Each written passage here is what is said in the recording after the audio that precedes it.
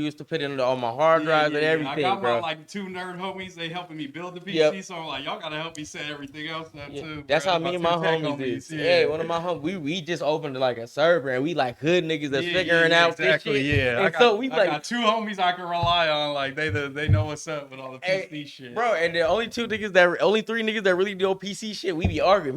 Man, stupid ass nigga do that shit. Damn, it be Nobody just said like we smooth now. Cool now? Yep, I forgot that got the camera. The camera got that good ass mic on it. Hey, Nobi, you let us use your camera. We didn't know what the fuck we was doing. Yeah, man. All this nice ass shit. We are. Start the cover again. Should we re-intro this motherfucker? Damn, we can re-intro real quick. Fuck it. Fuck it. T-Slap, run that shit back. Let's go, baby. All right, welcome back to another episode of the BBE Podcast. It's your boy T-Slap, man. Almighty O'Milly here. What's poppin', y'all? We got a special guest in the building. Special guest in the building, man. Mooseman. Let's go, man. Let's go, Mooseman. Yeah. So yeah, audio is messed up, man. So if y'all couldn't hear, we back at it again. Thank y'all for tuning in, man. Yeah, thank y'all. Appreciate y'all, bro. Hey, man, we a small network that's figuring this shit out. Okay. They got a nice setup in here, chat. Thank you, bro. Thank you, bro. Man. But yeah, if you're in the chat, man, please like, comment, subscribe. Yes, sir. We trying to run this shit up, man. Like the video. Send it to y'all people, man. Yeah, man. Clip it up too. If you do clips, fuck it, man. I'll be clipping the hell out this. Oh yeah, man. Clip it, react to it, everything. Man, we need more. We need more clippers. This is just me and Nobi right now. Come on, man. I got y'all for this one for surely. I'm definitely gonna be clipping it. No, we appreciate. I see you doing your work too. I went to try to do a deep dive on everything you was doing. I said, damn, he already on the no jumper clips. He said, I'm doing that shit right now. Run it up. I was doing that shit on the way home type shit. I'm like driving and fucking hopping in CapCut. Stop giving out the stuff, bro. Hey, I did that shit on my way here. Hey, just know, bro, I'm not them type of people. If you want to know how to get into how to make graphics off your phone, because every thumbnail I've ever made is off my phone. I use 2 programs. One's called Photo Room. I pay for the pro version, and Pixar. I pay for the pro version. You can snap people out with Photo Room, and then just toss it into Pixar as an asset, whatever it is, and then make a thumbnail real quick. You know what I'm saying? And I can show you, if you hit me in the DM, I'll show you my settings, all that type of shit. Because I want anyone that's into content to have the best chance at blowing. Because you can have all the sauce that I got, but you don't do it like me, so I'll show you how to do it, bro. I'm not tripping. I'm not no gatekeeping ass type of motherfucker. That's good, bro. I'm confident in my shit. I've been doing it too long. I'll teach anybody how to do this shit if you want to. Bro. Now, question: how you feel about Canva? Do you use Canva at all?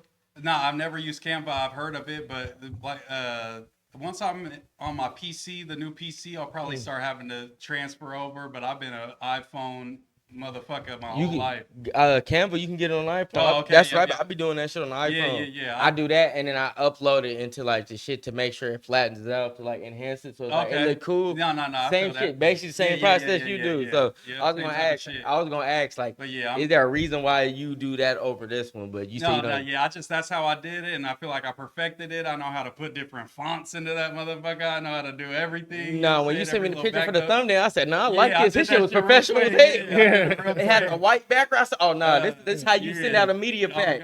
Brody know what he doing. Like Bo Jackman, the dude that's been in all the controversy. I met him at No Jumper in line. We was waiting. We was both in the back of the line. It was sun beating on us, but we started chopping it up just like how we chopping it up. I tell him about the thumbnail shit. I show him. I made like a little poster with my face, like plastered on one of the next to Adam on like the Find a Host He's like, oh, I want one of those. I said, send me a picture of you, bro. Watch. I made it. He timed me. It was like 47 seconds. I made it for him. Bam, sent it to him. Bam. That's all it takes. He like, oh shit, you do this for real? I'm like, I do this for real, bro. But I ain't playing, man. That's why they fucked with me. Not because I make thumbnails like Aiden Ross editor and Kai Cenat editor. Cool, you helpful. No, because my shit you hit me 5 minutes later, you're going to have that thumbnail in your fucking email. You know what I'm saying? I'll get right to it. Bam, knock it out. Send it over, and it's like, you know what I'm saying? My boy, a hard worker. He said, I got it. Yeah, that was kind of how I got it in the door, because there was people that was better than me, but they might take 2 days to send him his thumbnail. I take 20 minutes. He gonna pick me every time, even if it's not super. You getting your shit on HD. fast. Exactly. Yeah. But you just gotta have your template ready to go for anytime anybody want to ask for one. Because eventually, I usually work with the same people. I've made thumbnails for Almighty Suspect, for say Yuri, Potlord, T-Rail, AD, all kinds of people, everybody. You know what I'm saying? So once I have the assets in my phone, it's just, let me grab this AD picture, throw it on the Good. thumbnail. I got this. Straight, you know what I'm Yeah. saying? Throw the background on there, and it's just, it was slight work, you know what I'm saying? Nah, For sure. So how did the find a new host situation, like how did that come about? Yeah, so I was telling y'all, like I got involved with Yuri, T-Rail, Pot Lord, all that. So I'm kind of like in that universe. I feel like that's like a big thing, is like getting into a community and making yourself from just some random viewer, random person to like a character in that universe. So that's kind of like was my goal, is to just like be entertaining, be funny, try to aid to the stream as best I can. Yuri would let me pull up sometimes. I did the hot chip challenge with him and Lush. Oh yeah, that was you. Yeah, I was in that that was you. Okay. Yeah. How was that shit? It was the worst shit I've ever eaten. I would never. It was stale, and that motherfucker gave me the worst. I thought I was about to go to the hospital in that bitch, bro. It's good, because me and him was about to try to do that shit for the 100 episodes. It's not worth it. It's gonna ruin the whole episode. Because we got a food review show, right? And we did world famous Hot Boys down in Oakland, and he did the hottest chicken sandwich, and I did the hot. Shit was not they had good, a bro. one tender challenge. Yeah. I had to sign some shit. And he had to sign a waiver. And I did it. I was like, you shouldn't eat. I did that shit and drank a damn lemonade like a dickhead. But also, it's like the same shit. Like when y'all was eating it, it's not like it's like spicy and good. It's like disgusting spicy. It's like it's just spicy to be spicy type shit. And what was fucked up while I was eating the other shit before that, the chicken was hella good, man. That's what I'm saying. As soon as that spice kick, minus the chicken part and just all the spice, that's how the chip is, bro. Literally, bro, that shit had me feeling like a rock was in my stomach. But yeah, that was me, bro, on the Yuri street. That shit went in hot, came out hot, bro. I was like, I can't do nothing for the rest of the day. I ain't gonna lie. I was like, taste buds fucked up, man. So when I be seeing the dude making homeless people eat that motherfucker, I be like, he wrong. $20 is not enough. You better get that man 100 for his pain. Now they out of pocket out here, bro. They got this one nigga. He passing out cut waters to the homeless people. Nah, he just like, you want something to drink? You thirsty? And he just give him cut waters and shit. I seen no dude in the Bay. He had like homeless people chugging Sprites. You seen bro that was doing that? Oh no, we got to react to that. That is fucked up. Which one? McDonald's Sprite? It was like a big ass bottle of Sprite. He was like, you chug this and don't burp or something, I'll give you some bread. That nigga, if I'm homeless, man, I'm going for it. I got free Sprite and a chance of some money. Fuck it. What I'm gonna lose? Fuck it. I ain't gonna lie, bro. We might have to start doing that. Yeah, no cap. You gotta tell him you can hit the pipe before you drink it, nigga. Look, whatever you need. That's not fair. You can't have no perperforance enhancing drugs in this motherfucker. No, it might enhance the stream. I'm just saying, crackheads get superpowers. He gonna pop out this bitch like the Hulk. I'm just all saying. That's all I'm saying. No, but so I'm just trying to like kind of just kind of get my name up a little bit. Go from just some random motherfucker from Sacramento that used to be an underground rapper to in the streaming space. So I'm fucking with Yuri. I end up streaming with Pot Lord, you know what I'm saying? Streaming T-Rail pull up. I have him do a video for me. That post ends up going up on Instagram a little bit. And I'm like, oh damn, I'm kind of in the mix now. But then like none of these motherfuckers is really trying to pay me a lot of money. It's kind of social currency. So I'm still trying to keep it up. But it's like at that point I was helping so many people. I'll get home from my 8-hour just regular job and edit for like 3-4 hours once I got home. And then I'm sending shit off and I'm going to bed at like 3-4 in the morning every night, waking up and doing the same shit. 10,000 hours in, bro. Sleeping 3 hours, gotta go back to work. Eventually I'm like, I gotta be able to edit my clips at some point. I was still streaming at that point. I was starting to do my own stream. And your content starts lagging. Exactly. I'm like, bro, I'm not gonna stream tonight. I gotta edit all these I gotta do timestamps for a 4-hour podcast tonight. Like, ain't no way. So eventually it was like, yo, could y'all pay me a little more? And everybody was pretty much like, we just starting our shit. We just left no jumper. Like, we ain't got all this bread. So it's like, I understand. I'm not salty about nothing like that. I was popping it on the No Jumper stream because that's what the No Jumper stream was about. You gotta pop it to get your name out there. Fuck you, T-Rail. You wasn't trying to pay me, but T-Rail already know because that's how T-Rail is. T-Rail bitching you, bitch this, bitch that. So it's like, that's how he talks. So I feel like he wasn't gonna take it personal. So that's why. And you know him a little bit. I know him. So I met him in real life. You know what I'm doing here. Yeah, I'm telling you. And not just T-Rail, even his brother Big Deal, who you're not cool with. Big Deal still follow me on Instagram, and I fuck with Big Deal. When I go to LA, I'll tap in with Big Deal and shit. What I heard too, they cool, but they just not talking. Yeah, they don't want to be on stream talking type shit. It's understandable. That was a whole situation for like 2 it was pretty much all that shit, and then I just was like, this is too much, bro. I gotta lock in on my shit. So that's when I did the homie verse kind of run. I was really just locking in, trying to get whatever homies that I felt was going to be entertaining on the stream and was going to be themselves. Because that's the other thing. When motherfuckers get on this camera and start being all politically correct, I'm like, you hella funny when we was just walking in here. Now you on here acting like you some good dude or something. Like, bro, like, I brought you on here like me. So you like, degenerates. That's why motherfuckers listen to us. That's why we funny and shit. That's why we call it a real honesty podcast. Bro, we gonna be honest about everything. I kicked homies off the pod and told them, bro, you was too politically correct on this motherfucker. You on here trying to be a politician and you not into politics. Like my LA homies say, don't be no politicker right now. Exactly. In Sacramento, there's a saying, all that politicking will turn you to a politician, bro. You okay, man? You can't be doing that shit. So that ain't what we're here for, bro. I don't want you to be fake. I don't want you to be fake gangster, fake energy. No, I want you to give your raw emotions and raw opinion on topics that we're talking about. And if I think you entertaining and I value your opinion, I want the real. You know what I'm saying? I don't want the politically nice answer that someone might not have a bad comment about, because someone that can't make a bad comment about your content, that content's going to get skipped right past. You know what I'm saying? The little N-word, me telling Mexicans stop saying the N-word. Yeah, let's get into that, bro. I knew that it was going to get me explain that a little bit, bro. Like, how did that even like happen? I'll show y'all the note when we get off here. I had all my points. If Whack was there, I had points to it. Whack, I was going to attack. You had a few clips on there. You was popping it. I was ready. I ain't gonna lie. I'm gonna shake your hand. You came with your statistics too. I was like, okay, he came ready. Was that about a specific person, or are you just saying in general? No, it was more like I feel like y'all are the same way. I'm a game of this shit. I watch this shit. I watched just like how 10,000 hours of grinding. I'll probably watch 10,000 hours of podcasts, from comedians to, hip hop people to sports. I watch Jeff Teague's podcast. That's one of my favorites. Me and him watch 520. 520, man. I wake up B-Hen is my dog. Like, B-Hen's like a pod god to me. You know what I'm saying? I'm trying to get up with B-Hen. He said Magic Johnson survived. Yeah. HIV and his son.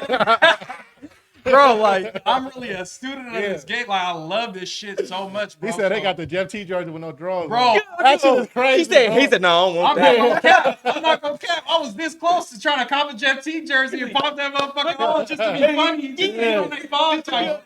On my soul, I'm like, oh, hold on, that's a little too far. I'm just gonna be funny and try to get up on there. Draws, you gotta just They typing that shit every day in the chat. Oh god, that shit is hilarious, bro. Politics. Politics. We don't want no politics. Oh god, bro. Shout out Marco Garcia. Yeah, that's my boy. Shout out to Marco. It was a name I didn't know how to pronounce. Chucky. That's my boy. Chucky. Chucky. Yeah, he's from Philly, my boy. Shout out Philly. What up, Bull? What up, Bull? Uptown. Shout out, man. You already know what it is.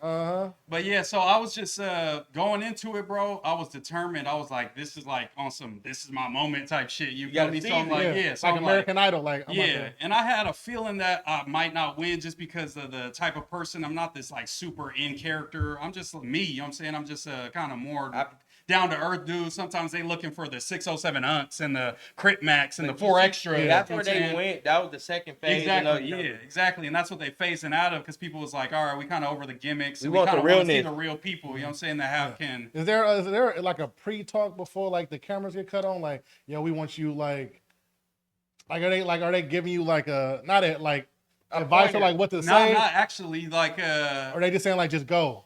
So how it went, they posted the flyer. They're like, start submitting. You know what I'm saying? They said like 100 people submitted or something. But then once you get accepted from the submission, they like send you the waivers and all that shit to sign. So they got smart. I knew that people would start, you know what I'm saying, thinning out through all these loops we got to jump through and shit. People don't want to deal with legal. Yeah, exactly. I'm like, I'm sure there's 1,000 people that want to be on No Jumper, but who wants to show up on camera, be able to pop it right, and sign all these papers and shit. So I get there, but before I get there, I think, they sent a video to my email of Adam talking, and he's pretty much just like, don't say these words, like the F word for gay people, and obviously, certain other words, you know what I'm saying, racist shit and shit like that. Mike Smack said GPS words. Yeah, GPS, the GPS community, nothing against them or anything like that. No fighting. He's like, if you try to fight, we're going to cut the cameras. You're not going to get no clips. So don't think you're going to just snake somebody and like go viral. It was like that type of shit. Were you going to fight Brandon? Nah. Hey, I'm not almighty. I don't got the poker on me. I don't want no phase. I wanted to intellectually spar with y'all. You know what I'm saying? That's what I'm there for. I didn't show up for the Ultimate Fighter. I showed up for No Jumper, but Yeah, so they wasn't really on bullshit. I just feel like they know that everyone that's coming up there knows what No Jumper's about. So if you're gonna be on bullshit, you're gonna be on bullshit, which a lot of people was. There was a lot of, you know what I'm saying, people just very in character. There was a lot of... They went into it. They wasn't like that line. Exactly. As soon as we in there and the cameras cut on, bam, it's like showtime. Yeah. There's a lot of dusty moissanite chains in there, you know what I'm saying? A lot of bust down moissanite chains, about 100. Stop rocking that face here, man.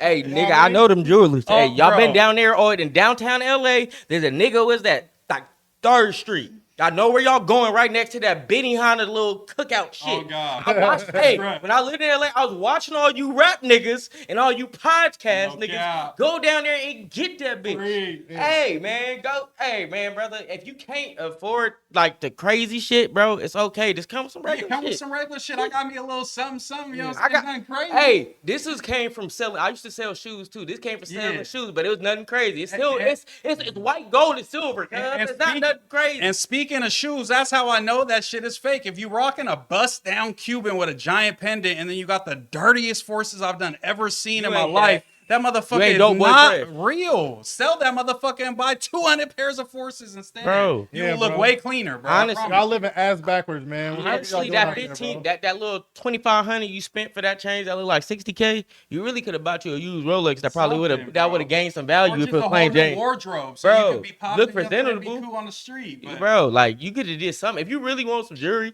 you could have really took that shit, got you 2 really nice gold chains. Oh God! Hey, look, you could have went diamond with silver, and nobody would have said shit to you. But yeah, so we was in there. There was a lot of that going on. So I just felt like, okay, what is going to be the competition? What is going to be my competition? Who are going to be the people that I feel like could be better than me, or what is going to be people's angles? All that type of shit running through my head. So I just come up with this list. I'm like, okay. I remember Adam when he was pretty much trying to get rid of AD and T-Rail and all them. He was trying to pivot to the little political debate type vibes. It was kind of he was making them have to quit. Exactly. He was doing videos like he brought the dude that used to be the ex-white supremacist. Danny Mullen. No, that was the other dude. He was just like a cringe little prankster white dude. There was a dude. But he was doing that. I remember AD had a problem with exactly. He was like, I ain't trying to be like on that type of shit. Yeah, AD was like, you know what I'm on, and you know I'm not trying to something Spencer, bro. Bro's name is something Spencer. Yeah, he was super prominent in like the Proud Boys early on in like the 2012s kind of. Yeah, and then he came back around that 2020. Yeah, but the only thing, obviously, I'm not fucking with bro, but he on that pod, the whole entire pod, because it's with Destiny, the dude that I'm a part of his community as well. How is Destiny too? Destiny is definitely like a super edgy white dude that's super into politics, super good debater and shit. He's like left leaning, so he's kind of like you know, like Charlie Kirk, like motherfucker. He's like the left wing Charlie Kirk. Like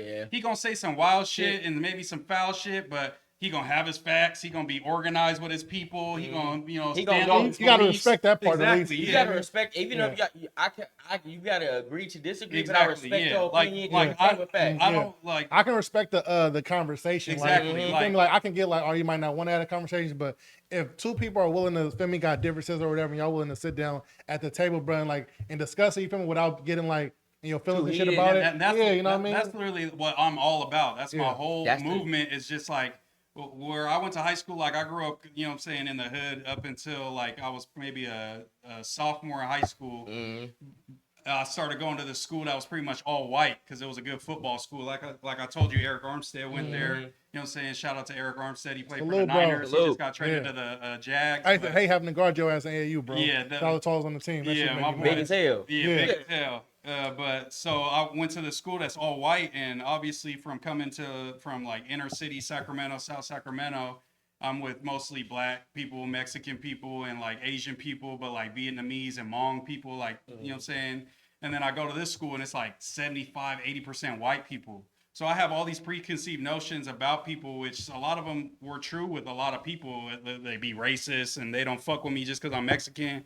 But then I meet a lot of people that, you know what I'm saying, aren't like that, and it's hella cool, and they just fuck with me just because they fuck with me, and I'm still homies with them to this day over 10 years, and it kind of changed my perspective, because also some of my homies that's from out there fuck with Trump, but they could talk to me about Trump, and I could give them facts and tell them, be like, yo, he's fucking up on this, He shouldn't be cutting welfare because you think welfare is people just hogging benefits. And I know single mothers that actually need welfare or those kids will starve in the hood. You know what I'm saying? I know people from where me and him grew up at that really need that shit. Exactly. They got For kids, sure. And it's like, I would rather have a small percentage of people bullshitting and taking advantage of welfare if it means that the majority of people that are on it are actually using it for kids that would rather have empty stomachs. You know what I'm saying? So just that's like an example. And then my homies are like, you know, you right. Like, I agree with that. You know what I'm saying? So it's like, I'm changing their minds. They probably never going to be a Democrat or whatever, or vote for this way, but I'm changing their minds. Yeah, you was that kind of like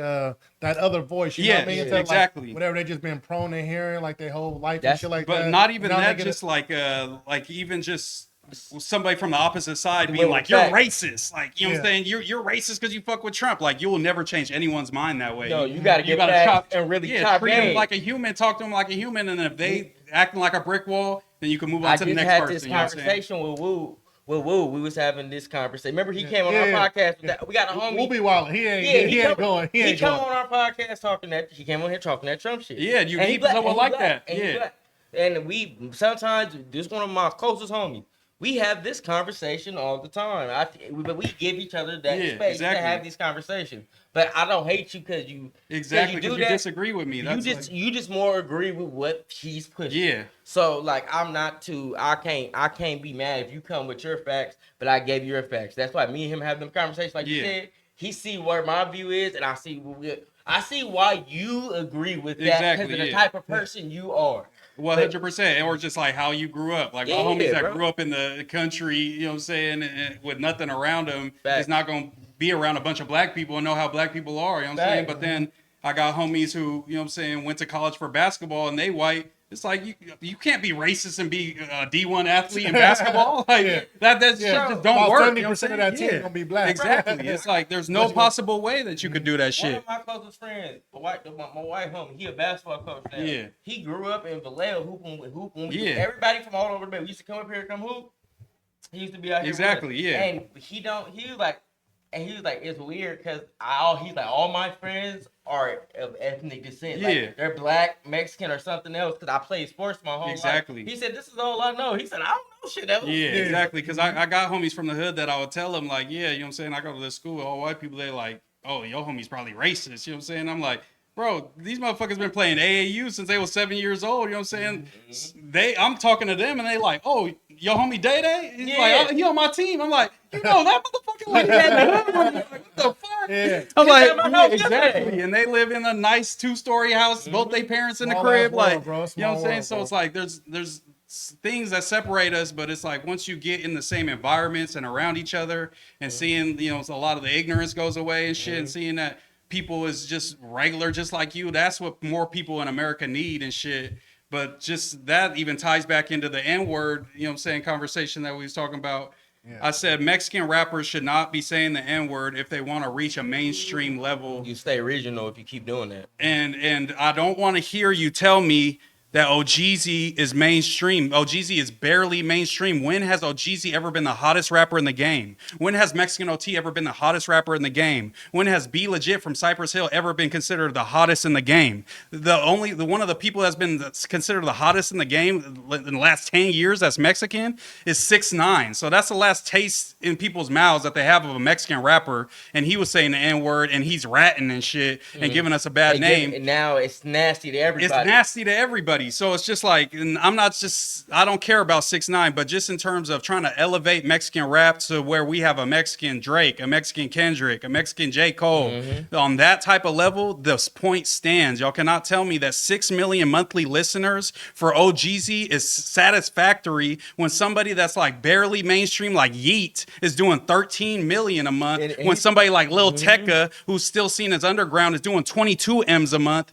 It's like, this is a fraction of small artists, you know what I'm saying, streaming. So it's like, don't tell me about that shit. Major. Yeah, he signed to a major, and it's like, I think he can be big, and he's big even though the N-word, because he makes really good music. But think if he didn't say that. If you notice lately, he ain't been saying it. Yes, on God, bro, because once you signed to that major, you got people from places that isn't the West Coast telling you what to do. And his record sounds a lot bigger. The last 3 that came out is actual, like, you know what I'm saying, they putting records together. It's like, not shoreline songs, you know what I'm saying? Like, it started with that shit, Chrome Hearted with Ty Tiger, you saw he kind of tried to change a little bit. And then each record started fighting. Then he don't even say it no more, but he's making bigger records, so he's trying to do it. The label was probably hitting him with that, like, hey, bro, you can't keep doing that because I get it. In California and in Texas, they don't. They don't. New care. York, you know what I'm saying? But that pretty much outside of that, you could probably find a couple other places, bro. They don't really everywhere in between all of them places are not rocking with that shit, bro. And if you want to blow up, bro, you need black people, white people, Mexican people listen to your shit. Nobody's ever blown up with one type of person listening to their music and being on a main stage. You know what I'm saying? Like, bro, you want to run the block or you want to run the world? Exactly, like, you gotta look at it. And, like that. Hey, if that's not my fight to tell Mexican people you can't say the N-word. I'm not black, so that would just be weird if I was saying that. I'm just saying, talk how you want with your homies. That's for black people to check you if they don't fuck with that shit. That's for them to talk to you about. I'm talking about if you're trying to make it worldwide, US wide, it's probably in your best interest not to say the N-word. And then motherfuckers gonna come at me and say, well, you don't say the N-word, why ain't you blow up? I never said if you don't say the N-word, you're guaranteed to be Drake. That don't make no fucking sense. But it might help people be more willing to listen. Yeah, but I'm just saying, it's like you gotta have every exact bro. I use the metaphor. It's like smoking weed in high school. Smoking weed in high school for you is not gonna kill anybody. You're not gonna OD on it, but it doesn't add anything to your experience. As your brain is forming, you probably shouldn't be high. When you're trying to grind and develop good habits, you probably shouldn't be high. You know what I'm saying? So it's only a net negative at the end of the day, whether it's gonna be anything. It's never a net positive. You know what I'm saying? Ever. Saying the N-word as a Mexican rapper is never a net positive. Like I said on the food community and on No Jumper, nobody listens to Mexican rappers and says, he says the N-word, this shit is dope, I'm gonna slap him more. But there are way more people that say, he says the N-word, this shit is not dope, turn this shit off. And you could go through them food community comments and it's about half and half. But a majority of motherfuckers that aren't from California and Texas are saying, yes, I turn that shit off when Mexicans say the N-word. Hey, R.P. Sway, but when he said that on the Baldhead Jason, I was like, come on, Sway, I'm fucking with you. And then it was like, I was like, I'm gonna still fuck with you because I'm from California. I get it, but it was like you have the potential to be big too. Exactly, bro. So I'm like, that might fuck you up a little bit, and I think too the Mexican community, some of the real once you get real paisa, they are not fucking with that shit. Then they not fucking with it because I got some paisa homies and they be like, I don't know if I really should be fucking with that. But also, if any of them Southern California rappers went to prison, they're not saying the N-word no more. Once they get in there, you can't say the N-word in there. But that's where you had that Munchie B shit too, where he was trying to kind of. And he was right about he kind of explained it wrong. Yeah, but they was trying to say oh, well, he's talking about Chinese people, not stupid young people. It's like, that's not how slurs work, bro. When you say something racist, I can't say. If you know the history of that word, bro, it's crazy. It applies to everybody who is of Asian descent, just like certain words are only for people of black descent. It's like, I can't say, oh, I was just talking about the Nigerian over there, not y'all two. It's like, I'm going to get packed out in that motherfucker. That's just how it is. If the Asian homie say that, I'm like, you got it. You got it. I'm saying that. But like even with Sway was one of my favorite rappers. I don't hate OGZ. I listen to OGZ. I listen to Mexican OT. I listen to D Baby. I'm tapped in with Mexican. I'm tapped in, bro. I know what I'm talking about. I know what's up, and I see that there's like a ceiling on Mexican rap. Even though there's like a boom, a renaissance going on right now, it's like a ceiling we're hitting. And I feel like one of the things is that because all of our main top dudes, D Baby, Mexican OT, and OGZ all say the N-word, and it's kind of like they've reached their peaks right now. They're not growing any further. I think like one of the not the problem is, but it might be like short-sighted or like small thinking, you feel me? They might just see themselves as like, all right, I'm a rapper right now. I'm just making music and all that kind of shit. But eventually you gotta elevate and grow to become an artist. You feel me? And you a brand too at the end of the day. And like, you feel me, this like a little different, but like Meek Mill, right? Like I could argue, you feel me, Meek Mill like one of the greatest rappers like that's been out for the last 10 years, whatever. Right. But I feel like eventually he kind of like hit a ceiling because he didn't really grow into an artist like that. He was making some little making some little mainstream shit with like Nicki and Chris Brown. You feel me? He went back when it was his music. It was kind of just the same vibe. But then you notice when he got off the major, he went back to that like street battle rap nigga. Right. And he make them street look. We about to piss my homie Chuck off. I already know here. Talking about Meek. That's a guy. I love Meek. We love Meek. We love Meek. It ain't too many niggas who could quote Meek Mill lyrics more than me, bro. I promise you. Man, Dream Chasers 2 and 3 was the only CDs I had in my first car. Yeah, so I'm gonna let y'all know that. It's kind of like relating that to like, you feel me, the conversation too. Just, you know, you can't be a rapper forever. Like, you feel me? You gotta be an artist on the label.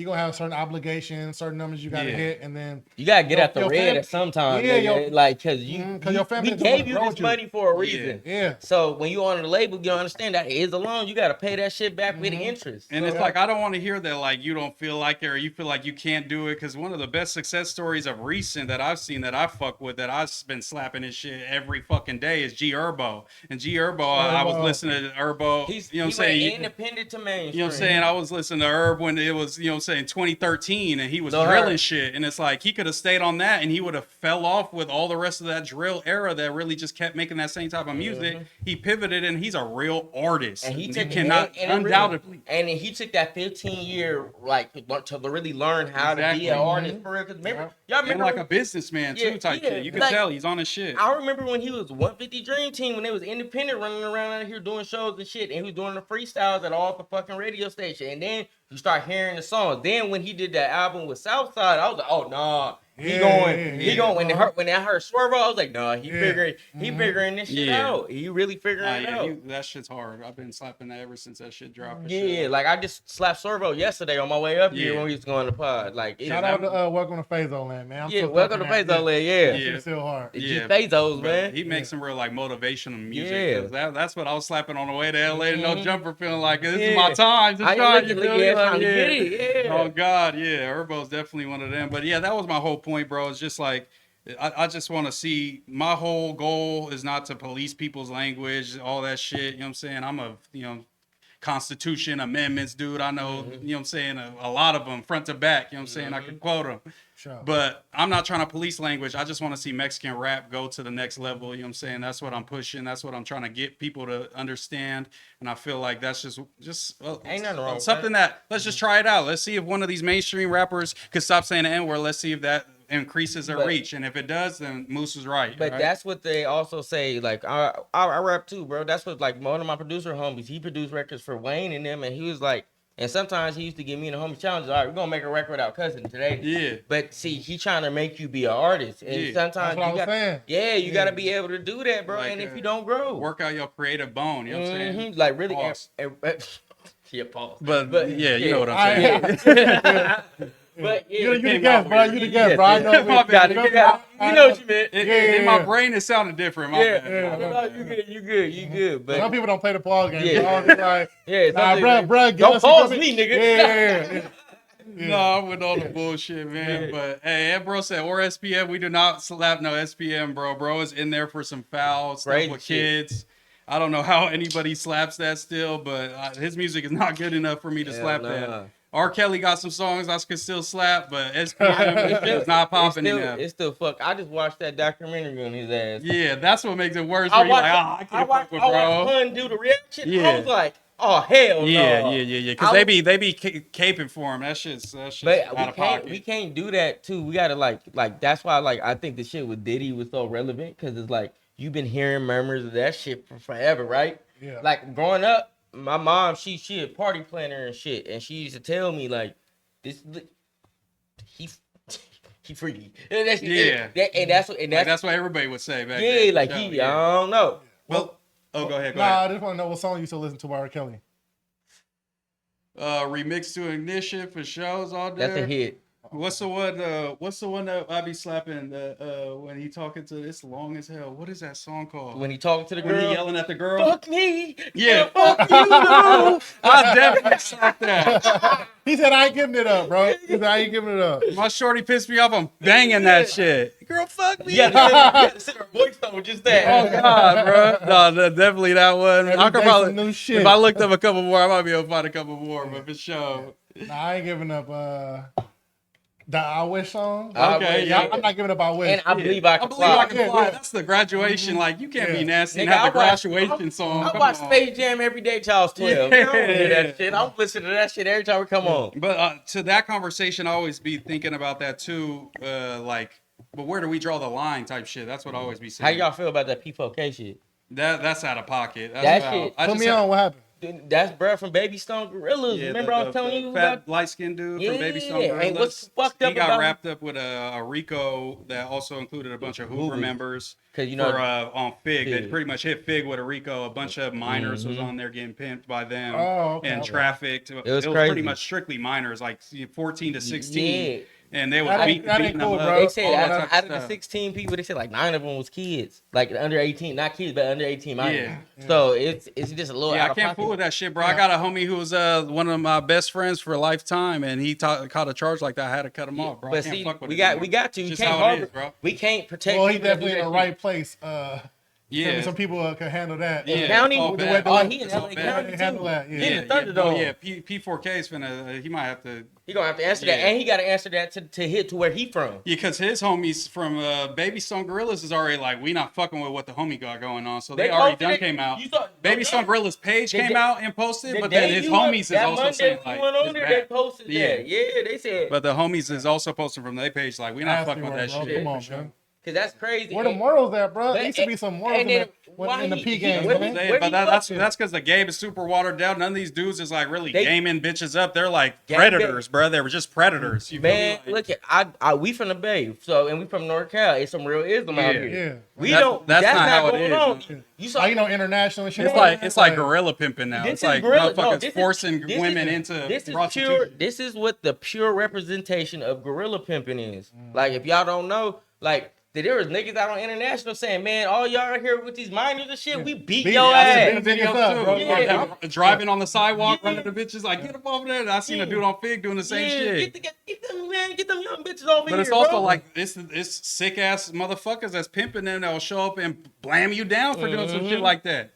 Or like they getting on smack saying that he asked the mayor. I said, no, he did not snitch, y'all. Bro, that's great. But even if he did, bro, he didn't. He didn't. 100% didn't. But him asking about getting Fig cleaned up for minors being prostituted is not. Can't be mad at that. How can you be mad? If you mad, you a sicko, bro. If we gonna control our community, we don't want y'all doing the minor shit over here, bro. Like, come on, nah, nigga. We okay with y'all getting y'all money, but y'all with this gorilla pimping with the money. Adult, you know what I'm saying? That's the whole point. Because some of the, the bitches, they want to get pimped. Some of them will. Some, it be their idea. They might meet a nigga like, I fuck with him. They're already selling coochie and they just get like, but if she's fully grown, that's 100% her choice. Yeah. Until you fully grown, that's not your fucking choice to make, bro. Like, take your ass to school. Like, nah, bro. But yeah, you seen the video that one little girl who was out there and her mama had to like come get her or something like that? I was like, damn, you even the girl that be on No Jumper, Tania, she got a daughter that's on Fig and shit. And she used to be on Fig, I guess. Now her like 14, 15-year-old daughter is on Fig. She was on Soft White Underbelly, the daughter. Yeah, getting interviewed. Don't turn it into a family business. And the girl Tania was like, shit, I can't like control her, like blah, blah, like all that type of shit. You can. That's crazy. Yeah. I'm snatching my daughter up every day if I got to. Nigga. Sorry, I can't come in. I gotta snatch my daughter up real quick. It's my kid. Fuck, I'm saving her life, nigga. Fuck out of here. Yeah. Hey, look, man. Once you turn 18, go do what you want to do. But yeah, right now, you getting snatched the fuck up every time. I don't give a fuck. Yeah, that's crazy. That's crazy. That whole situation. Imagine nigga, your daughter come to you like, I'm about to go home. Yeah.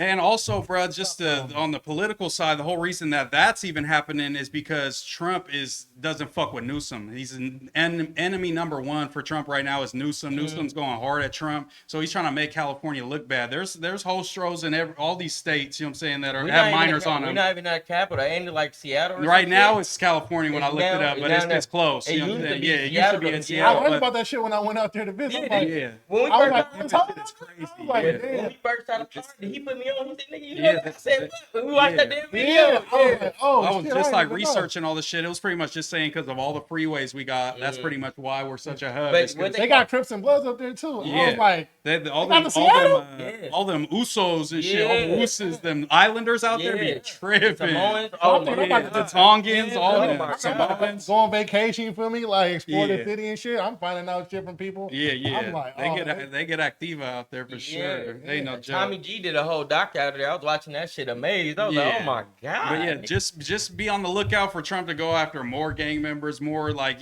crime in California because he's trying to make Newsom look bad because Newsom's gearing up to run against you know what I'm saying, not run against him, because he's not supposed to run again. But Trump, I believe, is going to try to run for a third term, which is illegal. But he don't give a fuck about nothing. He been doing executive orders, and they ain't gonna miss next time. He try to do that. Yeah, but also that's also like the thing that's like good about Trump is like executive orders is a very like inefficient way to get things passed. Like that's like a force your hand. You're supposed to be working with Congress and the House and shit to get shit passed. That's how you get real legislation. So if he was a real like slimy like the evil mastermind, he would be working with the people and getting this evil shit passed. But he's so dumb that he's just finding shit and like, you know, if you look up all them cases that he signed executive orders, 85% of them are either being held up in court and fought to this day or overturned already. So it's like that's just very inefficient. Like, there's checks and balances for a reason. But you try to be a tyrant, you try to be a king, and they gonna check your ass. And that's how it is. That's why they did that for a reason. Yeah, our founding fathers had the foresight to be like, there's gonna be a Trump motherfucker that comes around and tries to revert us back to British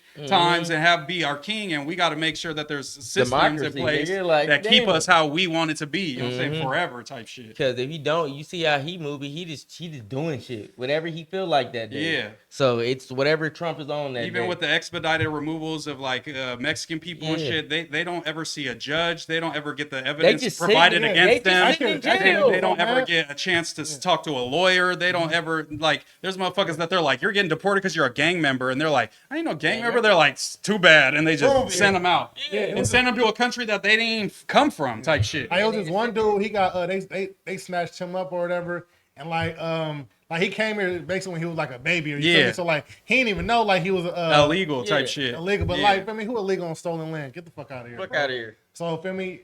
He eventually got back or whatever, but he said he couldn't talk to his parents. Like exactly. Kids are like. All that, I'm like, bro, that's bullshit, bro. They snatched up 137 Venezuelans. I think it was earlier this year in like May. Sent them back with no hearings, no nothing. It was just an immigration officer that has to sign the papers, and they ain't looking at shit because they just listened to Trump. Yeah. All of them went to the CCOP prison, which is it's for murderers and rapists only, pretty much. R-word and people only. Look, and they got one toilet in the corner. Bro, shit, it is if there's a bunch of YouTube documentaries. I just watched CECOT. Look it up. They sent people that didn't commit no crimes, bro, and now they're fighting, slowly getting them like one by one back. But one of the dudes that got sent was a gay dude, a little skinny gay dude, and he got sexually assaulted in there. He got beat up in there. He got, you know what I'm saying, poked up in there. And he's stuck in Venezuela out of CCOT trying to get back to the U.S., but he's about to sue the U.S. and probably win for a lot of fucking money. That's violating your... You had to go through all that. Yeah, and people say you know what I'm saying? It doesn't matter because they're not citizens, bro. The second half of the 14th Amendment says any persons. That doesn't say any citizen. It doesn't say any green card holder. It says any persons that steps foot on the U.S. soil is due process. You know what I'm saying? You have to give them due process, and that's not being had right now. And that's just, that's a violation of rights. To this motherfucker, it seems like. Nah, it's niggas in jail. They ain't seen a judge for like 3-4 years. Exactly. Like, got me sitting in this. Nigga, I was almost one of them the other day. Yeah, free OMILLY, bro. What happened, bro? I was coming here. We was doing an interview with Black C from RBL Podcast. I see that. I was watching some clips of that. Yeah, I was leaving from the little smoke shop, and I went to Church's Chicken. I was in there in the drive-thru. He pulled up behind me. He watched me walk out the store, get in my car, kind of waiting. Yeah, you can see when they watching you. Yeah, and you're like, oh, here we go. Yeah, so I was like, I'm just gonna go get my food. Fuck it. I go there, he get behind me. Okay, pull in a little parking lot. He made me get out the car, run my shit. He said, I pulled you over for tent. I said, this is the tent that came with the car from the factory. I said, yo, what's the legal limit? It's my shit is like 5 or 10%. Yeah, they got the little scaler thing. Like, pull your scaler out, bro. I said, can you pull your scaler out? He said, I never had to use one of them, and I don't have one. I said, oh. Yeah, so he's just eyeballing shit. Yeah, that's convenient. Yeah, bro, just eyeballing tents. Like, bro, you don't know what the fuck's my tent is. They taking hella long for it to come back. Then he said, can you put your hand behind your back for me? I said, what? Grab my shit. Said, put your hip. I was like, oh, so we doing this. He said, I'm detaining you. I said, for what? He said, cause they didn't come back with shit for your license. And then he said, you have an extension on your license for the to drive, because they want me to go renew it and take the test. Yeah. But I did the extension. And he's like, you got an extension on it, but still. There's just some technical shit. Yeah, it's like you gonna cuff me and you know what's going on. You know this is some technical shit, bro. Like, then, come on. They just want to be dicks. Yeah, for sure. Put me in the. That's what. Anytime. In cuffs. Put me in the back of the police car. Yeah. Search my car illegal. I said, don't I gotta consent to the search? He said, nope. Slashed the door on my ass. Bullshit. Yeah. But then we about to win that lawsuit though. He finna get some get back. Then they searched my shit. They didn't find nothing. They just found my little pack of weed. They didn't, they ain't nothing. Yeah. So, but man. Yeah, that's what. Shout out to Nobi. He came and helped me. Free OMILLY. Yeah, free OMILLY. Shout out Kendrick in the chat, man. Yeah. Nobi came up there and saved me, freed your boy. Yeah, man. Shout out to the Jewish home. Yeah. Shout out to the Jewish home. Pulled up like, I'm the lawyer. What's wrong? Oh God, they gonna straighten up when that happen for sure. Yeah, so they let me go, man. That's good, bro. So shout out to them. They let me go. Shout out to Nobi for real for helping your boy out. Shit, that was almost no podcast that day.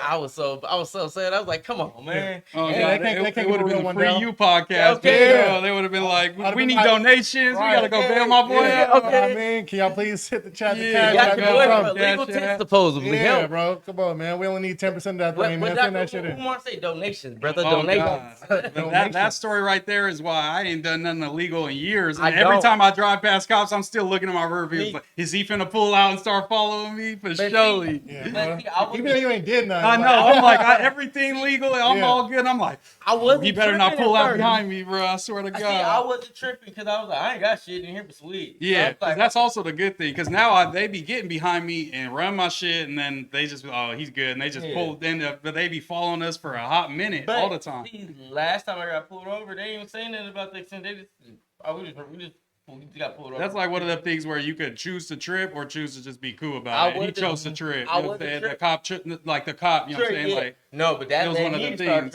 I started tripping in the back of the police car. Then I was like, man, fucking arrest me then. Shit. Because I feel like I'm about to go down. Like, because you got me back in the handcuffs. As soon as I got to the back of that motherfucker. But now what you got to do is go subpoena that little body cam footage and clip that up. That would be a fire right there on my soul. Viral, man. On my soul. Get that body cam footage, clip you up with that right there, and bam. You know what I'm saying? That nigga with the, hey, turn your body cam off. Hey, bro. Yeah. I said, hey, bro, you watched me come out the store, huh? He said, no, I didn't. He said, I said, brother, I saw you when you was out the corner. You looked at me, I looked at you. I saw you, see me, saw you. Stop playing with me. Come on, man. It would have been a whole different podcast. Oh, God, bro. But shit, your boy here, so we in this motherfucker, we lit. Shout out to Mooseman, man. Shout out Mooseman, shout out to the chat. You feel me? You watch right now, please like, comment, subscribe. Oh God, we do all that. Pod, hey, let them know where to find you out on Instagram and everything. 916 Mooseman on pretty much all platforms. On YouTube, I think it's Mooseman 916, so that's the only one that's different. But yeah, 916 Mooseman on everything, bro. Any streaming platform. Just Mooseman on like music platforms. I still got tapes and shit up. And all I'll go turn bro up for you. You feel me? Go follow bro. Tap in. You feel me? If y'all fuck with us, you feel me? Y'all fuck with the Honesty Podcast. Y'all gonna go show bro some love. Don't do that. Yeah, you already know, bro. I'm a real potter. I love potting. I always be back and forth from the Bay and Sac and shit. So if y'all ever, what I'm saying, is doing it up and want me to come through, I'll come through anytime, bro. We got a live show too coming up. We be doing. I'll pull up for that for sure. This will be our second support y'all. This will be our second one. Our first one sold out. It sold out. Did cool. So we like, all right, we gonna bring it back. That's the real deal. Pod and shit. Yeah. That's real pod. Come on. That's not easy, bro. That's easy to do the shit in your room when I'm at my desk. It's not easy when you in front of people and because you gotta entertain the crowd and shit too. That was the most stressful day. The no jumper shit was the most nervous I've done ever been. Even in some of the clips, I'm a little shaky. Even I was debating a lady at Compton. She like, yo, lip shaking. I'm like, damn, she got me. My lip is kind of shaking. I'm like, you still gonna lose this debate though, but I'm a little nervous. It's all good. It's straight. I got it. Yeah, but like.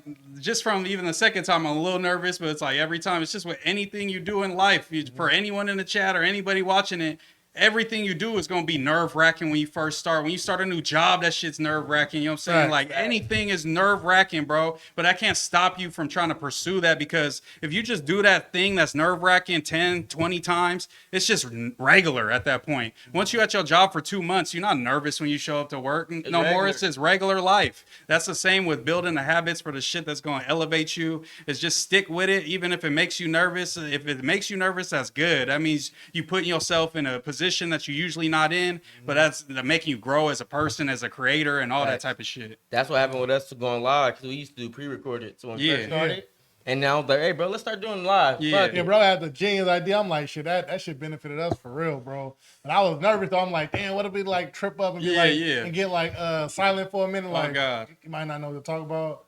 Like, and there's a bunch of moments like that when we was doing my pod, like in between topics, like, all right, so anyways, you know what I'm saying? You got to work on transitioning. It's just growing pains and shit, you know what I'm saying? But that just that happened when like we'd say something crazy, like he'd be like, nah, bro, you tripping. Yeah.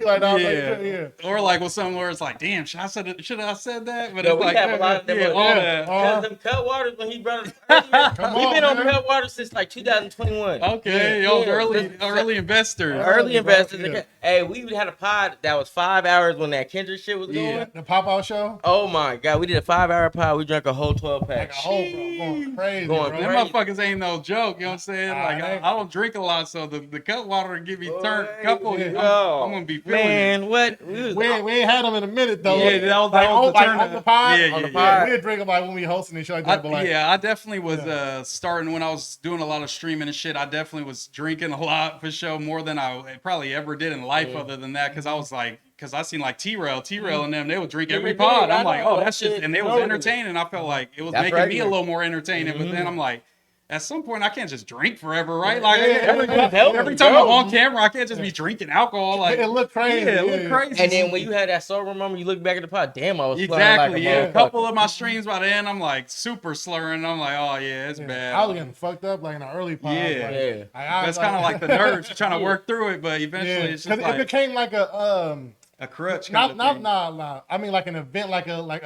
party. Like a day. Like, okay, bro, finna come over. You feel me? Yeah. About the pod. The energy's always high. Yeah. We got shit to talk about. Like that's a drinking type of environment. Yeah. So we really potted off camera probably for like 2 hours. Exactly. Yeah. So by the time the camera come on, I'm smacked and shit. Yeah. We'd be like, damn, we should have potted as soon as we got here.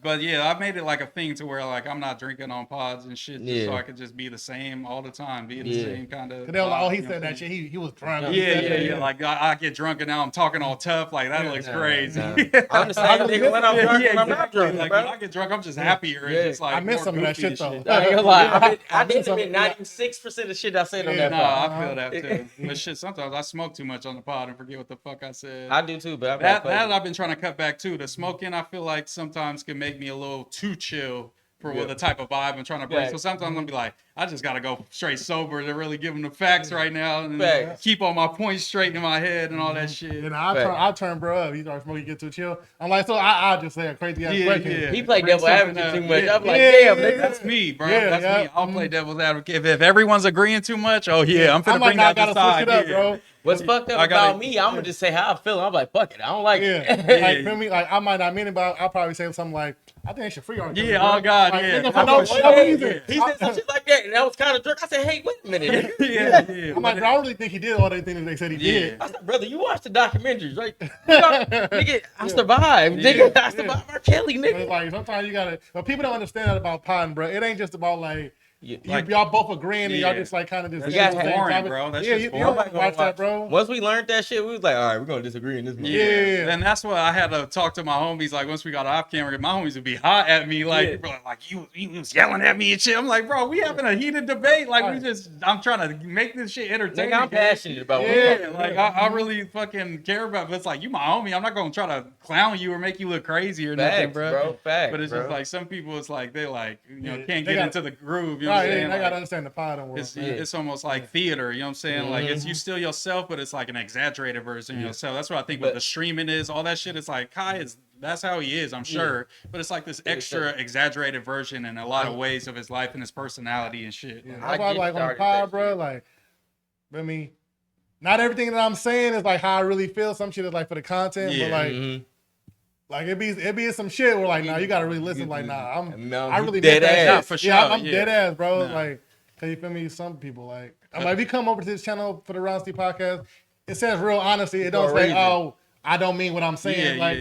The in character pod and shit for sure. They got mad at me because this bitch had a baby that was like 15 pounds, and I said, damn, that's a Hulk baby, right? Big ass baby. That baby was like 15 pounds and like 3 feet. Big ass baby. And it was like, babies come out like that all the time. I replied with the actual statistic. I said, actually, the number size baby. Yeah, my homie just had a baby. It was like 6 pounds or something. Like, that's what I hit the Google facts on her like now. I sent the link and I said the normal size baby is this. That baby is 3 times that big as baby. hell. And I said, so AKA, therefore, that baby is a Hulk baby. Yeah. And you're wrong, bitch. And it's like, that's not like a bad, that's not like, if you was like, oh, that's a little runt baby, like, that's a bad connotation. Yeah. This ain't a Hulk baby. It's like a strong, healthy baby. That nigga about to be the first Seven- pick in yeah. 2000. Yeah, like, I'm trying to have some Hulk babies in this motherfucker. This Like, nigga about to go to the league, go to man. the league, bro. In the Oh, draft for God. 2042, he gonna be the number 1 pick. Yeah, I'm telling yeah. you right now, bro. I'm God. telling you right now, That's bro. top thing, man. What's going on in the chat, OMILLY? Shout out to my boy Racknoy. That's my nephew, man. That's your nephew? He Hey, turned.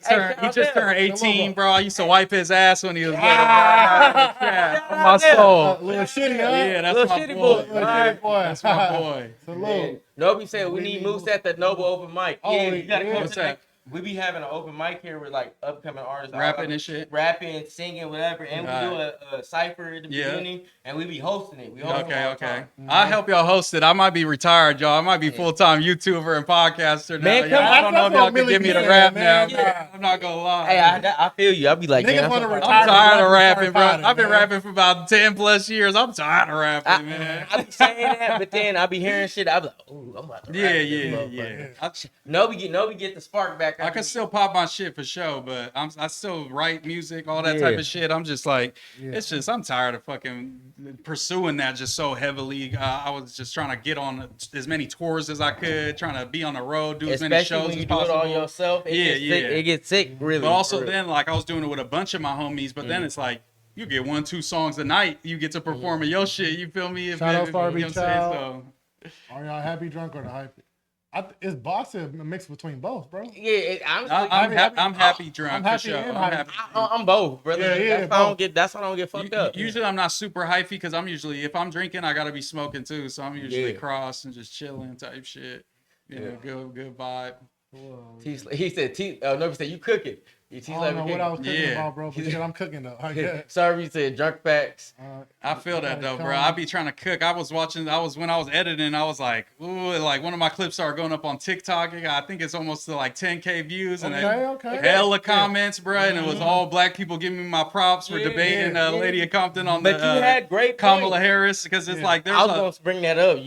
there's a lot of misinformation, bro, because it's like for a long time, like right wing people would have all these conspiracies about the left that we have this like dark state that controls everything, this black hand that reaches in and like controls politicians, and Richard's, or what's his name, Robert Soros or whatever, is like buying all these politicians. But then Elon Musk, someone who's like 5 times richer than Soros, comes along and buys what right-wing people also call public square, which is Twitter, where all this information control the and narrative. turns it into a right-wing propaganda machine. They don't bat an eye. This is like your, like, you know what I'm saying, magna opus, like conspiracy, like a rich motherfucker just came in and bought his way into the government. And just because they're on the right, you don't care. But this is what you've been preaching for the past 20 years, all this conspiracy shit. And then when he got mad at Trump, this motherfucker went on his own. Yeah. And then he's like, he is on the Epstein list. So it's like, it just shows how spineless all these dudes are. They're just in it for like their own power and gain and not for the benefit. This dude's not even an American citizen. Why does he have any type of input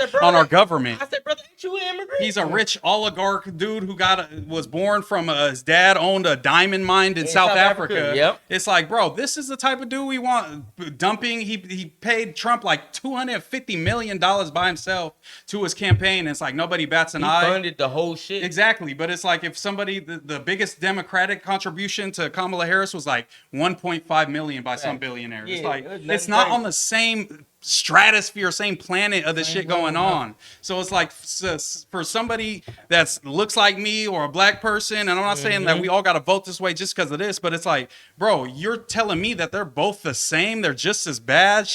She locked up a bunch of black people. It's like none of this shit is true. They're just feeding this shit to you, and you not fact checking it, and you just spreading it around to the rest of your community and poisoning your community.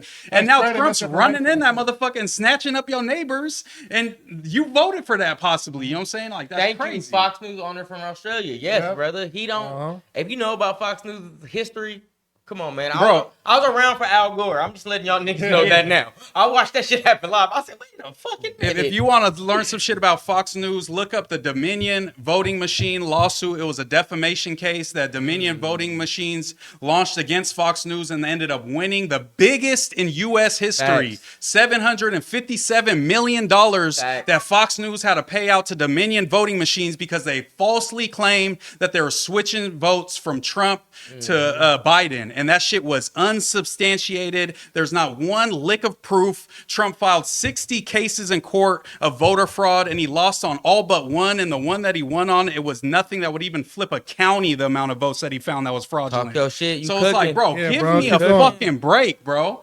This dude has been the first thing that we ever heard of Trump in politics is that Obama's from Kenya. Yeah. And y'all thought this was going to be a truthful, upstanding dude. He's supposed to be for these like white people that's in the country. This is a Democrat from New York, a city slicker, a person he don't really fuck with y'all. He was born with a silver spoon in his mouth, and you think he cares about someone in Arkansas on a farm? $1 million loan from his father like, to bro, start that shit up. Give me a break, bro. Like, come on. Like, Tucker Carlson had to leave Fox News because of that Dominion shit. They found his emails, and he was saying, hey, I don't know if this shit is true. And they like, just trust us. And he like, all right, fuck it. I'll say it. And $757 million later, that's why Fox News is shit and Trump sucks, bro. He said, Candace said Newsmax has got to settle for the same thing. Yes, bro. It was all propaganda, and a lot of people bought that shit because Elon was pushing that shit, turned Twitter into this crazy propaganda machine.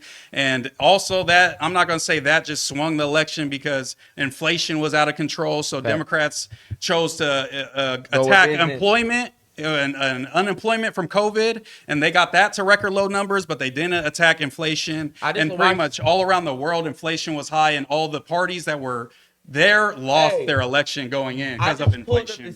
My bad, I can't even talk. Statistics. Come on, bro. Damn it, Bobby. Say the word. So I pulled it up. Yeah, I just say stats, man, because I'll start stuttering in this motherfucker too. The stats for unemployment during the election was only like 4.5%. And he was like, it's the highest it ever been. I said, actually, it was way higher in 92 and 2008. 50-year lows. Bro. I said, and he's just saying shit, and everybody's like, yeah, and egg prices are high. Like, yeah, we are in a bad spot and shit. Like, that's because of somebody is raising that price, nigga, and it's not because of what the fuck being unemployed. Yeah, exactly. So I don't know. It was just, I was just looking up that shit the other day because I just saw some shit. I was like, let me see what I said. Oh no, motherfuckers lying during this shit. All right, bet. It's like the internet, like motherfuckers gonna see what they see on the internet. Fact check. Yeah, they literally go fact check. But it's like also it's like the left didn't do a good job of fighting that. They just was like trying to be all upstanding and just be like, we're gonna win on policy. My brother just nobody cares about policy. They want to see you pop that shit to Trump. How he's popping it at us. He said where we fucked up at when the vice president on the Kamala side went against Vance. Yeah. He said he was being too nice and upstanding that whole shit. Yeah. And didn't have enough backbone to pop it. And that's low key why they kind of felt it swayed. They were like, nah, he ain't strong enough right now. It was just like you didn't even know anything good about the other side because they wasn't popping it hard enough. But then Trump was saying, she's not black. She locked up a bunch of black people. You know what I'm saying? Like, when I met her, she wasn't black. Yeah. And it's like, bro. And then I go on No Jumper, and Aunt Hefe is telling me that she wasn't black. Yeah. And he's repeating these talking points verbatim to me. Her dad's from Jamaica. And Adam 22 ChatGPT'd it right then and there. And he said, yes, her dad's from Jamaica, her mom's Indian. And I'm like, bruh, like y'all are just, both of y'all are just ping-ponging propaganda points that are untrue to me. And it's just like, my brother's teacher in Berkeley used to babysit her back in the day. Yeah, he was telling me that. That's why he was like, it's fucked up how much propaganda. And she went to like a HBCU. And all, you know what I'm saying? It's like, damn, bro. She was outside too. Yeah, she was outside. It's like nobody ever questioned her blackness. Yeah. I fuck with y'all. But it's like she lit. Yeah. She sound like one of the homegirls. Yeah. But it's like we can't let these white men come out and say this black woman isn't black, and then everybody starts repeating it. Like that shit. We just gotta be more aware they did in in Pocahontas? the picture. You know what I'm saying? Y'all watch Pocahontas, right? He running that same play, nigga. Yeah. It's like we believe for hella years that remember that like Sierra was a boy or whatever? Yeah, Sierra. I said that when I was in elementary. I'm like, oh yeah, nobody fact checked that at all. We just started spreading that shit like, oh God, there's so many things like that. She ain't never recovered. But now it's like that times 1,000 and our president saying Sierra has a dick. Yeah. Like, that's how crazy it's gotten, bro. And it's like, bro, she got kids though. Like, she's a whole ass woman. She got kids. She got what, 3 of them now? Yeah, like out of pocket. We out of pocket, bro. They did that to Michelle Obama. Yeah, they been saying she. But that's just racist shit. I like she did have a print in one of them pictures though. Yeah, but also it's like that started a long time. That started a long time ago, and it was on some racist shit, bro, like some, you know what I'm saying, on some. It was definitely some. I hate you, bro. Shout out to the Obamas, man. Shout out to the Obamas, man. I met her brother. He look cool. That's clean. Where you meet him at? He was Lang went to Oregon State. He was a coach. That's tight. That is. Damn, I forgot. He was at the That's why they was up there that one time too, huh? Yeah, I remember the picture. I was like, oh shit, he got to meet the president. Like, I was thinking like he probably like hella like stuck. Like, you know what I mean? It's like this my perception. I'm like, he like hella cool. Like, you feel me? No, this episode is a cook up. Hey, man, I'm here to pod, bro. We podding tonight, bro. I don't pull up to just chill and sit the background. You're saying if I pull up the pod, I'm podding, man. Glad you're here popping your shit, bro. But the same thing with the fucking bro. I did the host competition. It was Saturday, and I stayed in LA Sunday. Then I came back Sunday night. Then they hit me on Monday to, I think, come back on Tuesday. And I had just gotten back to SAC. I'm like, damn near spent all my bread, you know what I'm saying, getting down, doing everything, you know what I'm saying? And they're like, yeah, we want to have you on the Tuesday on the news. I'm like, fuck it. So I just pulled them credit cards out. I'm like, shit, we got to run it up. I'll pay them off the, you know what I'm saying, next time I get paid and shit. I'm going to do it. It's going to come back. Yeah, and I just hopped in the whip. I pushed down, left at 4 a.m. Got there around like 10, 11. Fucking, I had stayed at a hotel when I was doing the competition, but I ain't have no hotel that time. So I went in the bathroom of that same hotel I was at. It's like 2 minutes from No Jumper. So I'm in the hotel. I'm like, oh, they got the nice bathroom too. You know what I'm saying? Freshen up, brush my teeth, change my fit. I was like, I had to show them I'm thugging it, bro. And I don't give a fuck. I'm not one of them people that's scared to say that I'm, you know what I'm saying, was down bad and still made it a No Jumper because I'm Mr. Make It Happen. You know what I'm saying? I niggas had to sleep in their car. Oh, God. Whatever happens, bro. Like, even when we was on them tours, it's like motherfuckers was acting like we famous, but when we leave that show, we sleeping in the whip. We driving 12 hours to the next city, barely putting the gas in the tank. We gotta sell t-shirts to get this gas. People don't understand. Me and the homies, we all shared a Motel 6 when we performed at UCLA, and we had to bust that shit down to get there and get back. We was like, we ain't gonna make no money, but it's an opportunity. Fuck it, nigga. We about to go. So yeah, oh God. He said, I tried to get these two there with you, Moves. I was like, he wanted us to go. I was like, I can't. I just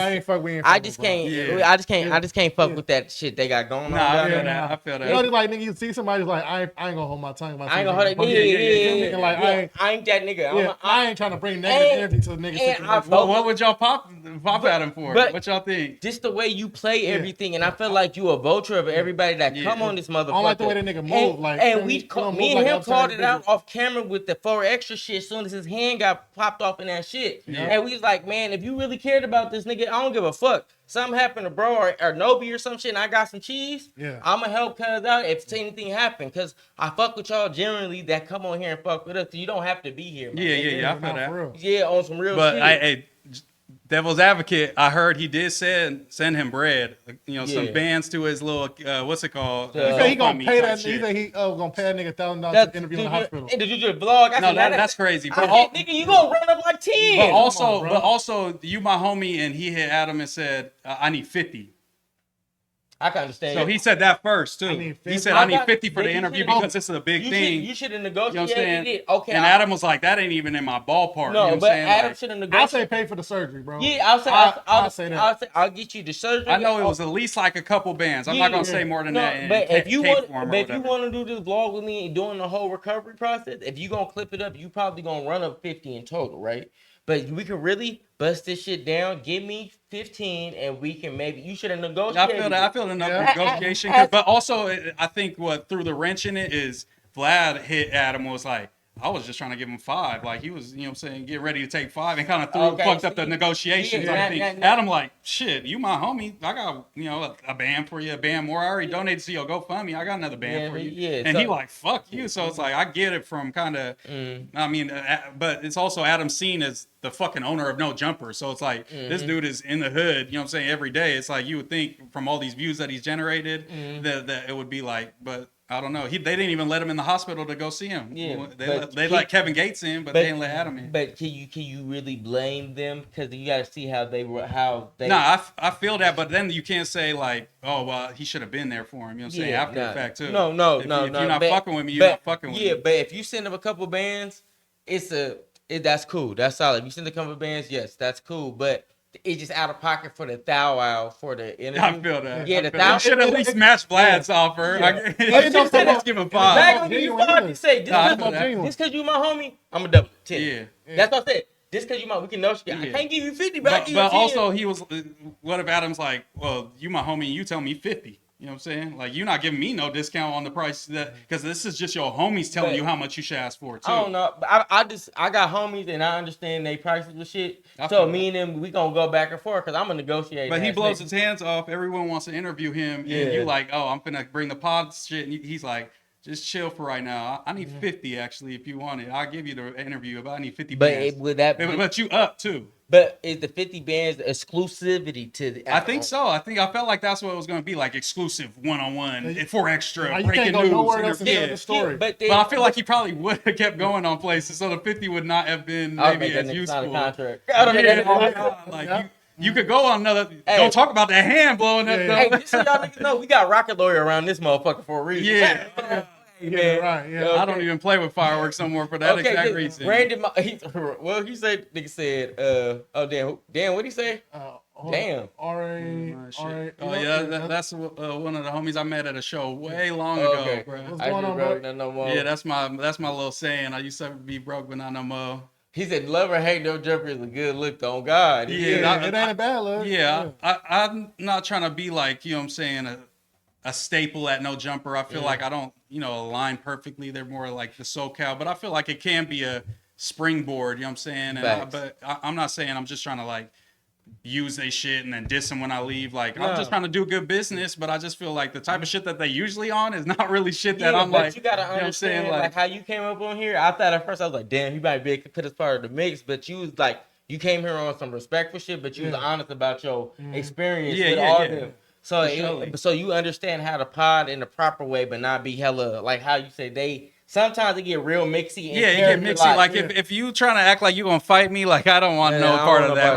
Like I'm at the age of my life where I'm done fading and shit over arguments with random people. It's like I'm trying to stay out of jail and I'm trying to stay alive and I'm trying to provide for my family and create this lane. I don't got no time to be squabbling. I got plenty of squabbles. You can ask anybody in Sacramento who knows me. I don't gotta keep squabbling people on camera on a podcast to act like, because I'm not no gangster type of persona type of person. I'm just a real dude that just trying to do this pod and shit. Yeah, like I grew up in the hood, you know what I'm saying? And that's just what it was, but I don't gangbang, I don't do none of that shit. I'm trying to make sure people from the hood can elevate and elevate their thinking and elevate the things that they do, so they're not just stuck in certain lanes and they feel like they could do other things. That's the type of shit that I'm on. Yeah. Facts, no, that's a fact, because it's like you said earlier off the pod. You said back in the day, you used to feel like we only had 2 options: rap or play sports. That's how I felt. Now that's more thing. Now you can stream, now you podcast, play the video game. Or it's like you the cameraman behind the stream. You the audio man for the podcast. You know what I'm saying? You control all the shit. Yeah, everything. It's like I'm trying to get into the you know what I'm saying, equipment consulting. Like hit me. I'll make sure you give me a budget. I'll give you everything you need to start a stream or a podcast. I'll let you know I'll give you a list, you know what I'm saying? Just let me know. That's the type of shit that I'm trying to get into, you know what I'm saying? Nobody said, what part of Sac you from? I grew up all over South Sacramento. The most notable, probably, I lived in Meadowview, right off 68th on Stratford, right around the corner from Job Bidwell. I used to swim at Cabrillo Pool, you know what I'm saying? But for this all Sacramento shit. I'm finna get in the weeds. I lived off Mac. I lived on Freeport. You know what I'm saying? I lived all over the South mostly. I lived in Natomas for a little bit. I lived in Elk Grove for 2 years when I went and played football out there. I'm moving around. So I was moving around. Like when I grew up, my parents got divorced at a young age, so it was always bouncing around. I'm at grandma's house. I'm at, my grandma lived in Meadowview. My other grandma lived in like Greenhaven, more like 5 minutes away, but like more nicer kind of suburb type shit. So that's why like I'm not claiming no hood and shit. A lot of motherfuckers in Sac be just like, I got family that's gang members and shit, but I'm not trying to affiliate with them. You know what I'm saying? I don't even want that to be a thing that people it's like pushing on me. You feel me? Because I'm on some whole other shit on a whole nother world. Man. You feel me? Especially if I'm going to Southern California. I don't want nobody putting no red rags on me. You know what I'm saying? Because I got love for all my, the people down south. So, you know what I'm saying? Like, I'm just here to pod. I'm here to make content. You know what I'm saying? Yeah, what you do when you ain't like in your leisure time? What you doing when you just chilling? Shit, probably playing video games. Try to brainstorm, hitting the homies, trying to see what content shit. I'm always trying to tap in with people, just like, you know what I'm saying, how bro hit me. Like, I'm willing to work with people. If I check you out, I'm like, okay, they taking this shit serious. I'm gonna fuck with you. So I'm always trying to like set something up to where I'm could go fuck with somebody and just tap in with somebody that I feel like is doing something dope. That's fire. But other than that, it's like video games. I mean, I'm into fashion, shopping for clothes. Nah, I was peeping the all drip. I'm a fashion nigga. I said, oh God, I saw looked at you. I said, nah, bro, got some pieces on. I'm definitely in that the little competition, feeling like, you know what I'm saying, I could be one of the freshest people at no jump for the competition. There's a little slim up there. I'm just gonna put it out there. I said there's a lot of drippy folks up there. A little different down here, man. Yeah, oh God, some little NorCal swag. This is what we do. We got the sauce up here, man. Yeah, that's one thing that I definitely see in Southern California, because I was born in LA. My dad's from LA. He grew up in Pacoima for like the first half of his life and shit. Okay. So I was born in LA, but quickly moved to Sacramento. So I've been in Sac, but I go down there for family reunions growing up every single other year. It's one in Sac, one in LA the next year. We like vice versa. So it's like, I've never been like super like against Southern California or LA people. Like, my cousins is from LA and shit. Yeah. So it's like, I'm cool with everybody. I've been a Lakers fan my whole life, a Dodgers fan my whole life.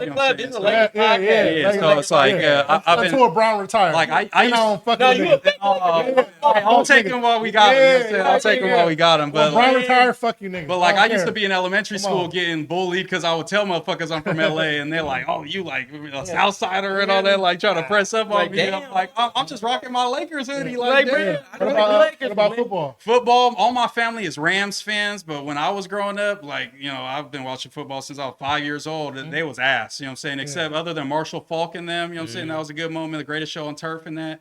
But I was watching Randy Moss play, you know what I'm saying, on the Vikings. So I was a big, you know what I'm saying? I was a Vikings fan, you know what I'm saying? I feel you. And then once that 2008, Adrian Peterson, Brett Favre, my favorite player of all time, I was a defensive lineman and offensive guard my whole life.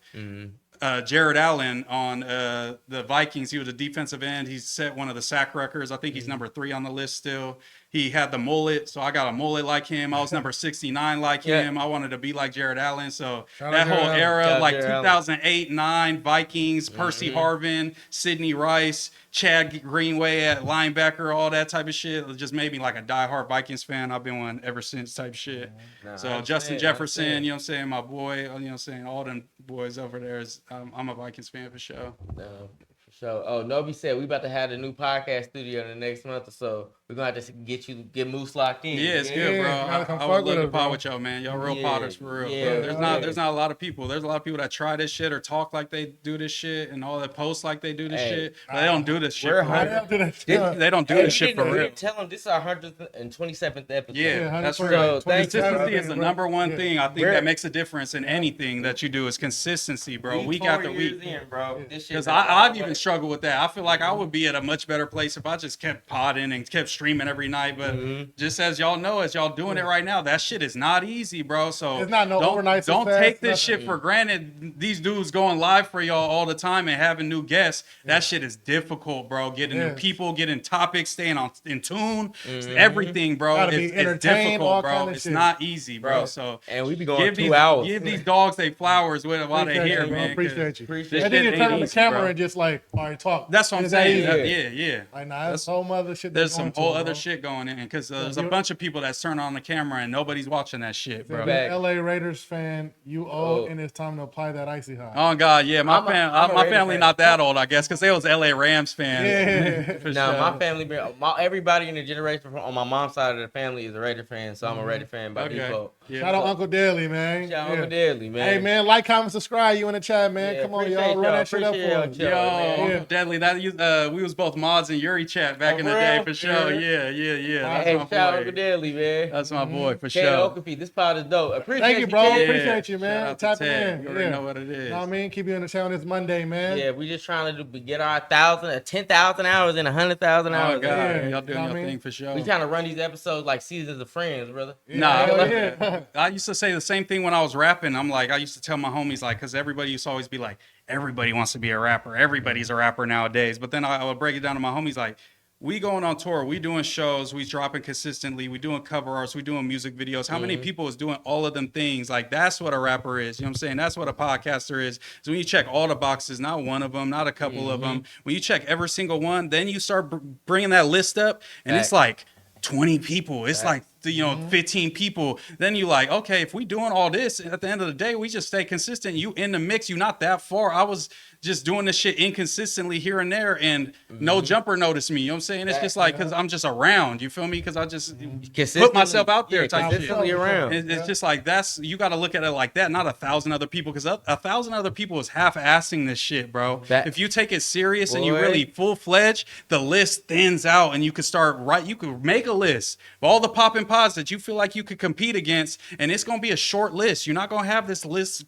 10 pages, bro. You could get in the mix. You just gotta do that shit. They be doing themselves like once a month. They call say, "Yeah, I do a pod." Yeah, that ain't no pod. That ain't no pod. That's just you and the homie kicking it once a month. Like, nah, that ain't it, man. That ain't no real. You closer to your goal today than you was yesterday, bro. Facts.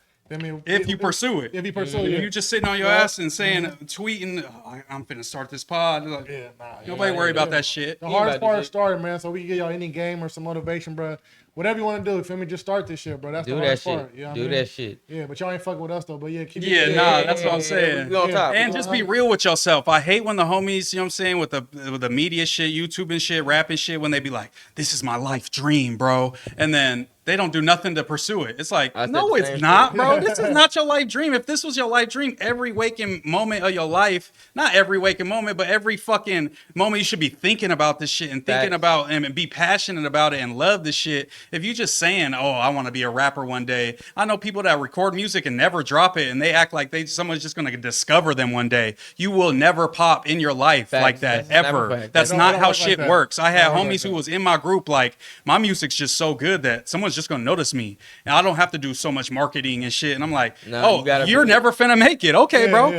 Go ahead. I try to tell them, they don't listen. Okay, you are literally never. And I check bro's page. All love to him. I'm not gonna say your name, but he literally lower than at the point where we was when we was in late high school and shit. And he was talking like that, and I was trying to talk sense into him. And I hate to be a hater, but I got a little hate in me. It made me so fucking happy to see that he was still sucking and not making it, because motherfucker, you can't just do the same shit and expect different results. That's the definition of insanity, bro. Facts, bro. I think that World Star movement, like when that shit was happening, like had people like fucked up. You feel me? Because they were just like, I put my shit on World Star, it's gonna make me. It's gonna make me. It's gonna make me like, nah, bro. And now I'm done. And I made it. I can buy my mama a house, and I'm gonna buy these cars, and I don't gotta do nothing else. Like, you see the million views, that didn't equal to $1 million, bro. In NorCal, we like that with Thizzler. Yeah. We're like that in Thizzler. It's like you can't post it one time on Thizzler. Yeah, I'm a Thizzler hater, so I definitely don't feel that way, bro. It's just because they was, I mean, I'm not going to put it on, it's different people now, but back in the day, they used to slander Sacramento a lot before we had some rappers pop in.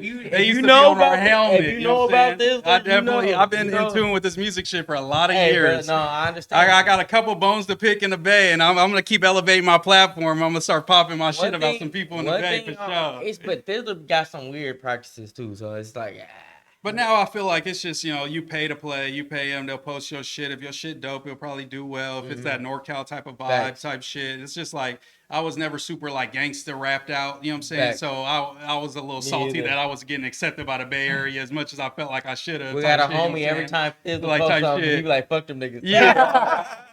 on that for sure, Yeah, but not man. no more. But like, I made a video, one of my videos that did well on YouTube. Like my first like kind of commentary reaction video was the cipher they did, where they brought the SoCal artists. And I feel like they did them dirty because they gave them NorCal beats, and they gave the NorCal artists NorCal beats so they can win, so they could flow on them motherfuckers. And Lefty Gunplay sound crazy. He's not the best rapper, believe me. He's definitely, but if he's on one of them Ralphie Draco type beats, he's gonna snap. You know what I'm saying? And they gave Zoe Samba a NorCal beat. It's like, bro, it's out of line. But a G-Funk rapping, but it's also do that. But them NorCal rappers better have some G-Funk samples getting played in these beats when you start this motherfucker, because they got to rap on their style and they got to rap on their style. That's what we doing. But to put them all in one style and just, it made it so lopsided. I just felt that was kind of goofy, and they're never going to get no SoCal rappers to fuck with them again, because everybody roasted the fuck out of Lefty for that. And they was getting on Zoe Sama saying it was weak. They was trying to get at all the SoCal dudes.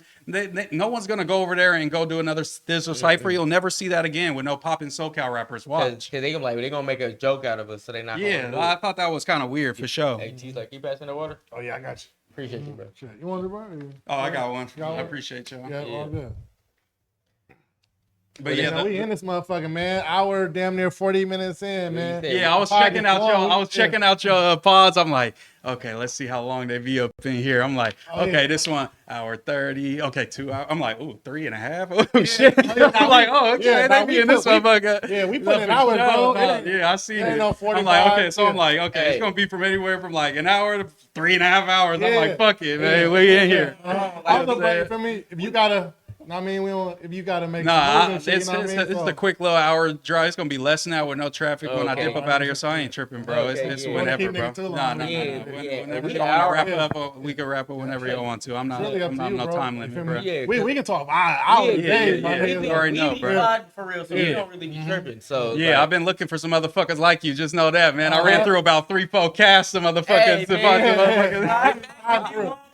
No cap. Shout out to all my homies, man. But you know what I'm saying? I need some real potters in the building, man. And let us know, man. If you do a stream, whatever. Nah, it's good, bro. It's good for sure. Y'all definitely got to come to SAC. That'll be fire. I definitely done a bunch of stuff with the homies and all kinds of shit. So we'll definitely set that up soon. But I'll keep supporting y'all. You already know that. I'm always in the Bay, bro. I'm always sliding, so I could always make pit stops on my way to the city and fuck with y'all whenever y'all want. Oh yeah, it's good. You for sure gonna have to come back, because we be trying to find other people that always be trying to pop. Yeah, I'll be trying to pop for real, bro. Cause like it's cool with like, you know, two people, but like I feel like a third voice, bro. Like I feel that you can bounce more ideas off of him, in the conversation flow more and shit like that. I even feel like having like the homie like I'm super close with. It's like we start agreeing too much sometimes. Like, you know what I'm saying? Like that's how I was feeling. So I was bringing the homie that like I know was gonna piss my other homie off, but I know he'd be, you know what I'm saying, add to the conversation and shit. It's like me and my homies having a good conversation, but we just laughing and joking and we all agree. Ain't no argument. Yeah, we need at least a little portion of that, you know, at some point. You know what I'm saying? I told him I got one of the homies, he in the military, he about to get out, and he was like, I'm coming on the pod. I saw, nigga, we about to argue. Oh god. Yeah, I got a couple white homies who I'm like trying to get them on. They're like, I don't know, because I'm with you, but I'm just saying I got a couple homies where I'm like, you better come pop that shit on the pod, and they're like, I don't know, man. Say that shit you be saying. Oh god, stand on it, gang. Come on. Nah, the homie be on TikTok popping that same shit, and he been like that since he was 14. Yeah. So it's like I said, like how bro from No Jumper Brandon, you ever seen him? He be on the like Trump. He black, but he be on the Trump. He not really on Trump, but he be on the other. Even Brandon be on the like black people need to pull themselves up by their bootstraps type of shit. Like, you know, kind of the white people talking points type shit. He just got some crazy ass views, bro. Like, watch when he come on here, he gonna say some real wild shit, and y'all gonna be like, you hang out with him? Yeah, that's my brother. And then guess what? He be with me all the time.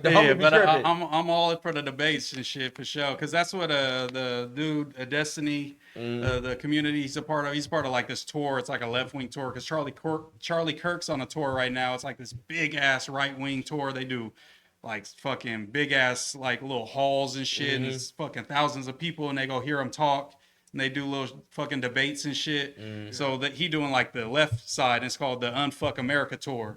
You know what I'm saying? So they going city to city and doing debates with Trump people, and they smoking them in the motherfucking debates and shit. Damn. So that's kind of the lane that I'm trying to get in eventually, to get on that tour. I'm trying to be going city to city and debating motherfuckers. I feel like that's something that I can do. That's something that like I'm passionate about. I'm not like super like you know what I'm saying, doing it for hella years because I was rapping and shit. So this is new to me. Like for the last couple elections, you know what I'm saying, I've been super on it and just researching and checking shit that I felt. Because I always had like feelings, like you have beliefs.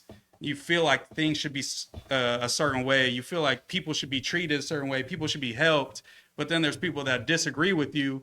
And I would disagree with them, but I wouldn't have no like facts to back it up. Now you got so my homies, you know what I'm saying, my country homies is having all these facts and, you know what I'm saying, disproving what I'm saying, and I'm feeling dumb. So I'm like, okay, I got to get in the lab. You know what I'm saying? Like, okay, it's time. And that kind of like throughout high school, I was like just grinding to try to like think of, you know what I'm saying, come up with these arguments because I'm like, no, this is how it should be, and y'all got to understand what I'm saying. And then eventually they like, you know, maybe I agree with you a little more now, you know what I'm saying? Because I'm coming with my facts and now shit. You got the real facts. And that just led into all this, you know what I'm saying? I voted Democrat, you know what I'm saying? I'm not I'm not a far leftist. I love America. I think America's the greatest country on earth, you know what I'm saying? Yeah, I wouldn't rather be nobody.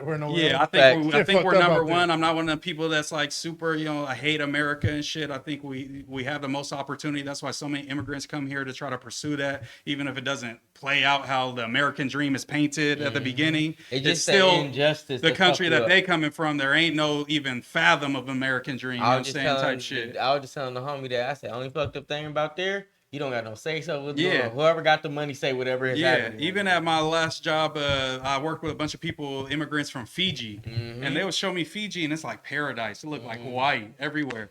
I'm like, why the fuck would y'all leave here and come to fucking work as like some hospital and shit here? And they like, if you become a doctor, you still get paid $15 an hour and shit. It's like, it don't change. You don't get rich. There ain't no rich. It's the rich people and then everybody else. And it never, you can't get any level up. It's like some caste system type shit. Like you born there, even no matter what you achieve, education level, you're gonna be right there. And the powerful people are there. And it's like, I'm coming over here too then. Exactly, And they over here and they grind and they going to school and getting the education here, and then they elevate and then shit, they go back home and be up. Yeah, and be up, and then they part of the rich people and shit. They said they like it here better. Yeah, I got one of my favorite aunties. She's an immigrant from Samoa. Yeah. So she got her citizenship shit here.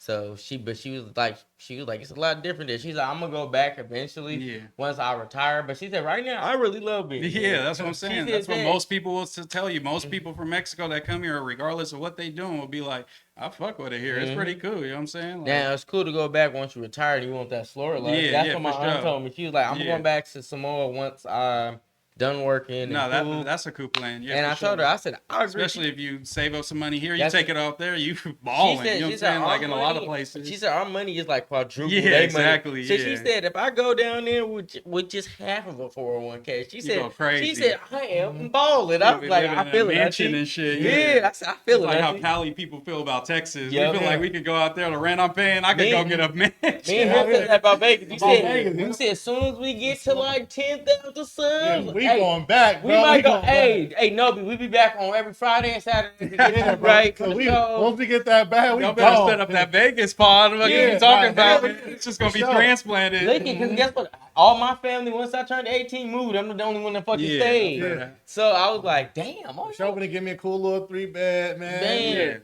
All this motherfucker, we turned studio and shit, one room to a studio. Okay. We're gonna have a mini A&P house shit. Oh God, that's the goal, bro. Year from now, bro, we gonna make that happen. Year from now. Year from now, we're gonna go. We've been potting hella consistent, so hopefully we can get. We're almost at that point to get monetized for real, but Twitch just gave us the good to go to get all the shit. Not yet, but but they gave us the good to go to start getting like super chats. Oh yeah. So I'm like, okay, cool. We can start getting that, but that's where some bread come from for sure. What I realized about Twitch, and they put out a statement yesterday that everybody is using bots. And it takes about a year and a half to 2 years with no bots to get like a good traction. I said, damn, that's fucked up. And I was like, we've been streaming every day for like 2-3 weeks. And we was like, damn, we only average about 5 to 6 years. That's what I was doing for a long ass time for sure. But I'm not gonna lie, bro. It be going up with the bots. I'm not gonna lie. I bought a little 10-pack of bots, 15-pack of bots. It rises you. The only reason why I'm not scared to say this is because Twitch, the fucking discovery is non-existent. It's not. It's only based on how many viewers you got. So there's no algorithm. There's no algorithm. Okay. They're trying it out with the swiping shit. He just pulled that up. But it's weak. It's weak as fuck. It's like it's all about who has the most viewers. That's who's gonna be on the front page. So if you know, I'm not advocating for this, but I did this a couple years ago and the shit worked.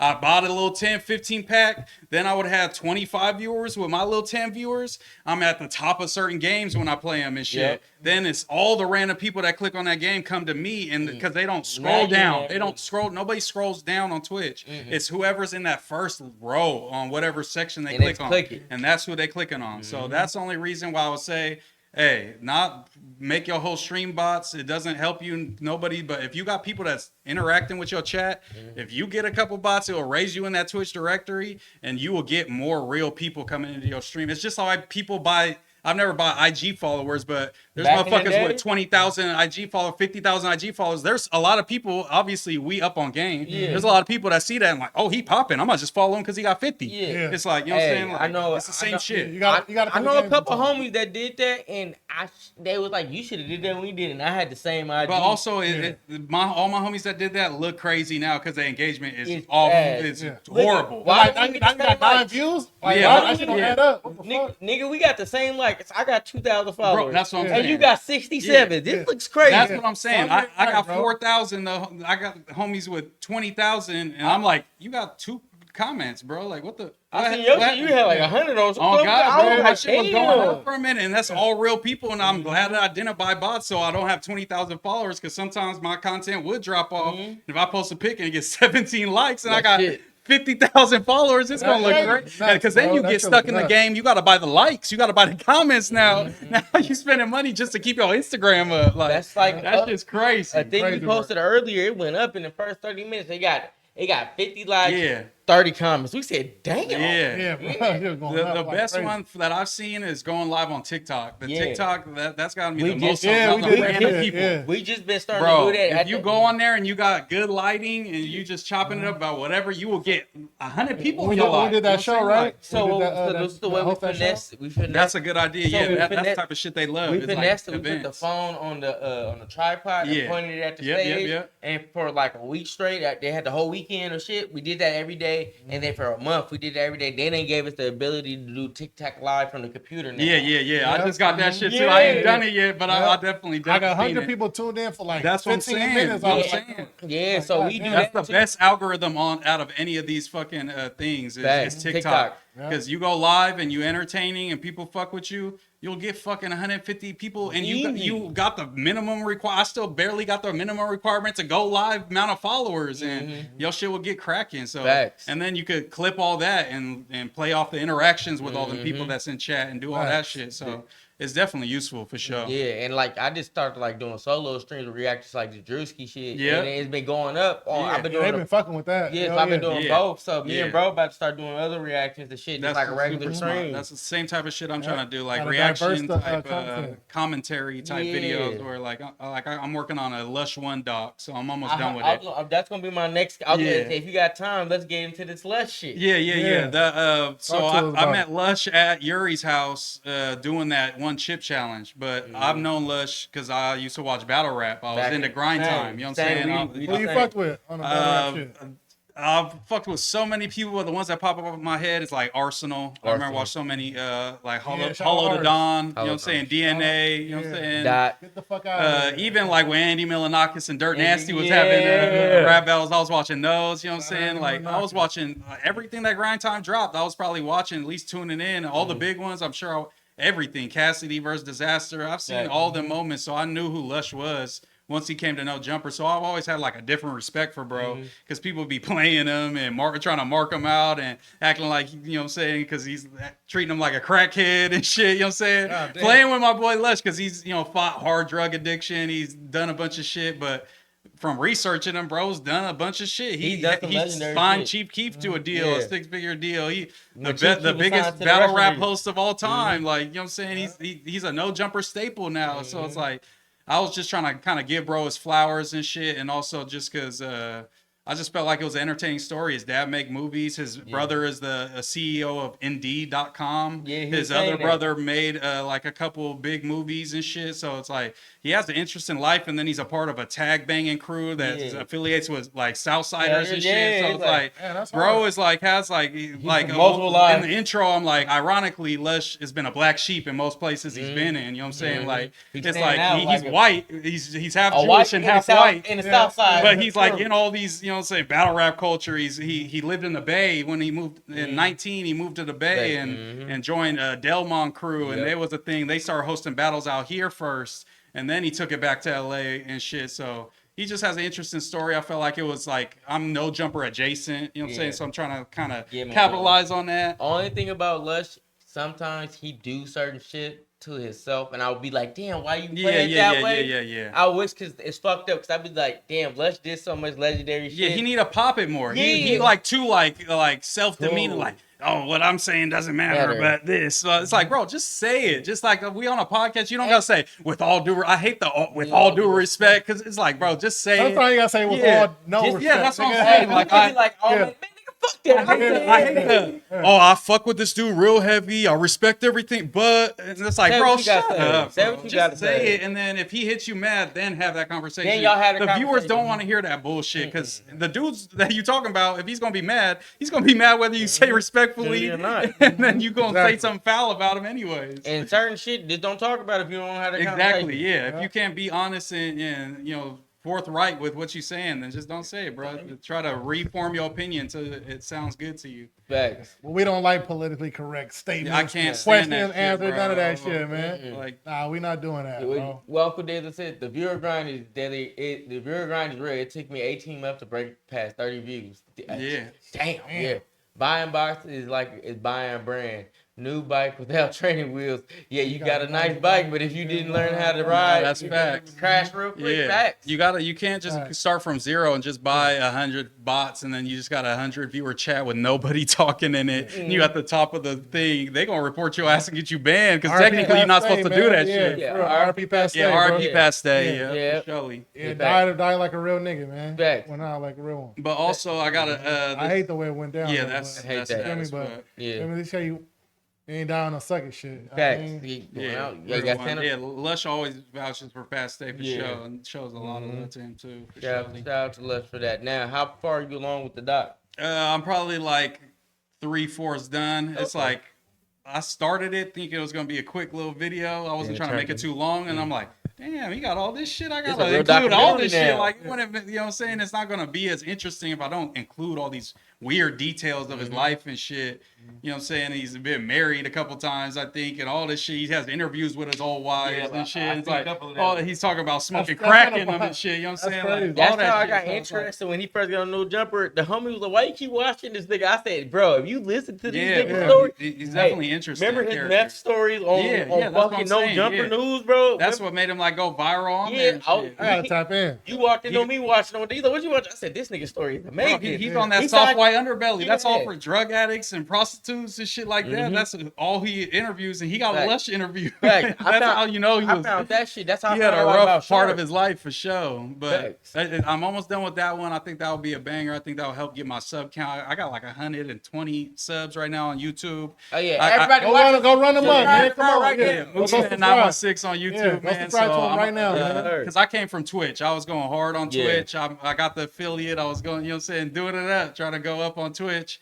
But just with the No Jumper shit, how it's just so associated with YouTube, I just gotta do the YouTube thing. You know what I'm saying? I want to stream on YouTube. I know I won't be able to listen to fucking music. I won't be able to react to certain shit. But we do it anyway. But the No Jumper shit is so associated. I saw like a mistake I feel like Yuri and Potlord made is they went to Kick.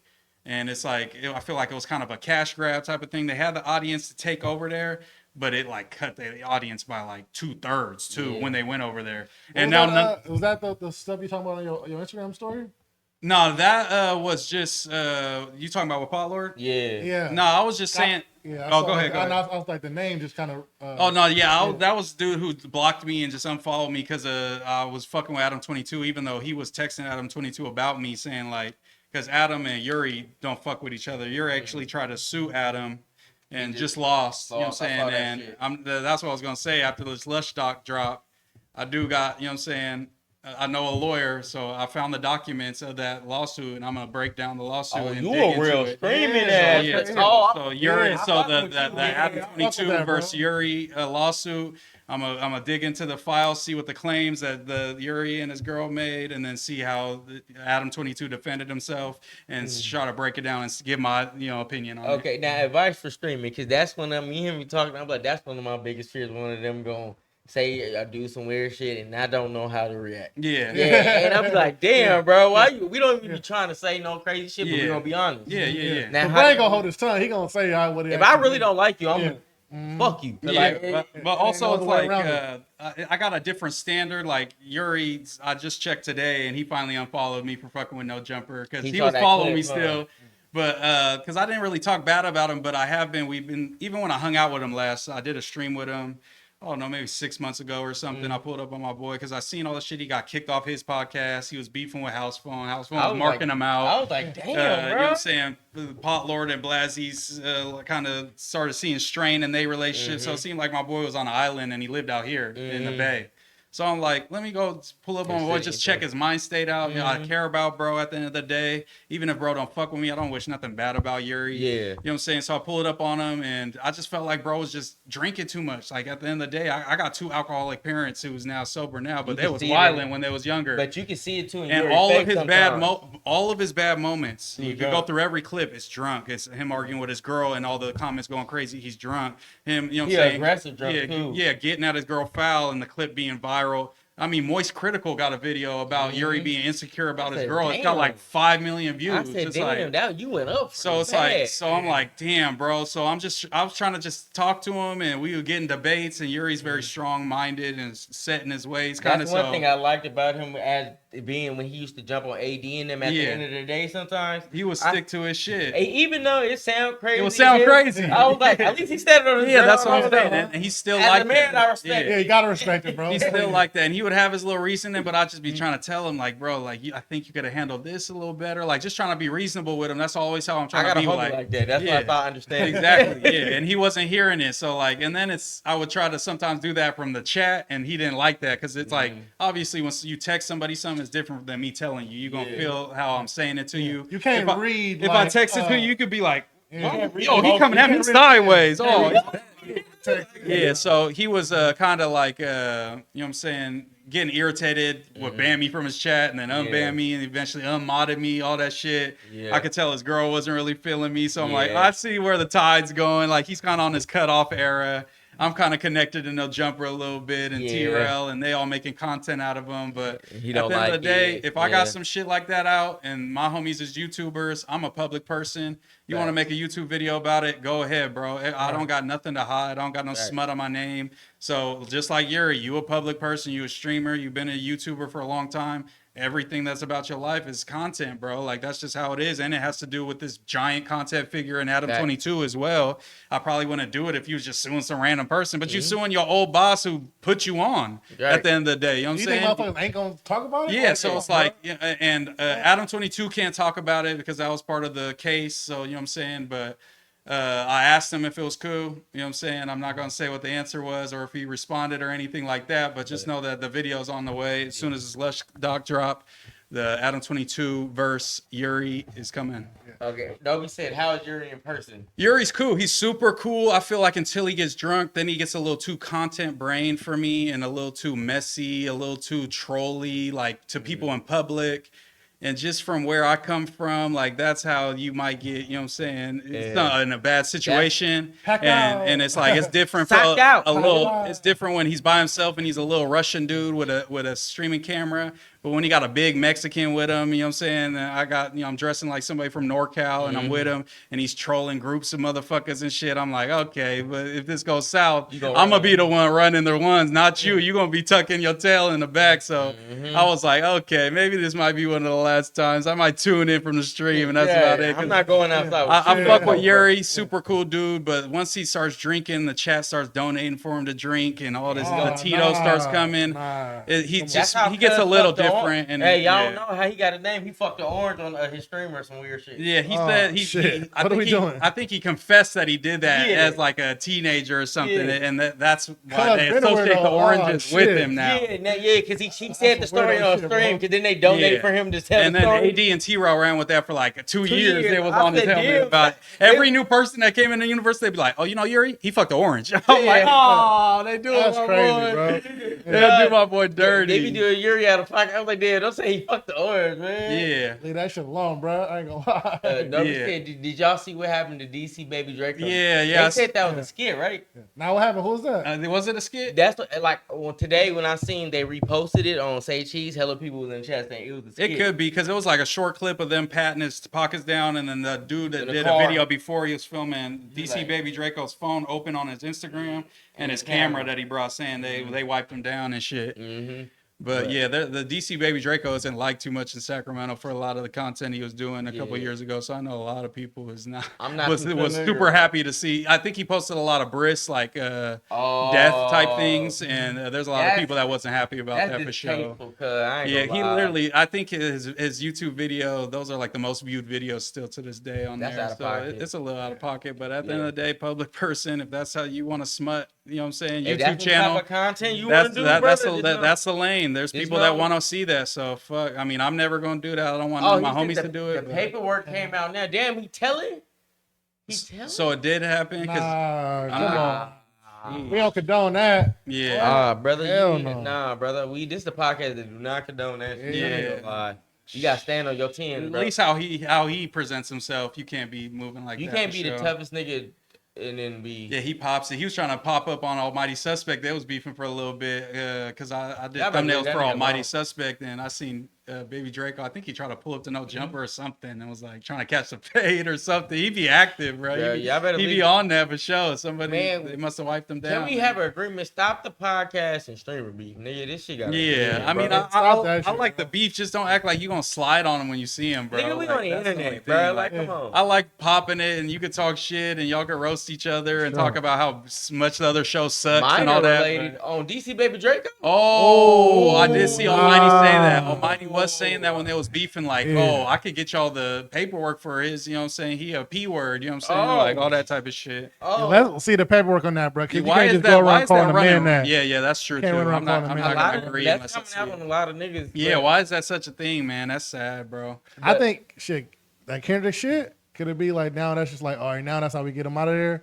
That's the worst thing we could say. But you know, in the hood, that's the shit that whoever that nigga that spread that rumor gonna get his ass beat. Yeah, true. Mm-hmm. But now it's like, all right, who gonna pay the consequence for the lying of it? You feel me? Or it's just like whoever presented the first person that presented the false paperwork. Yeah, true. Yeah.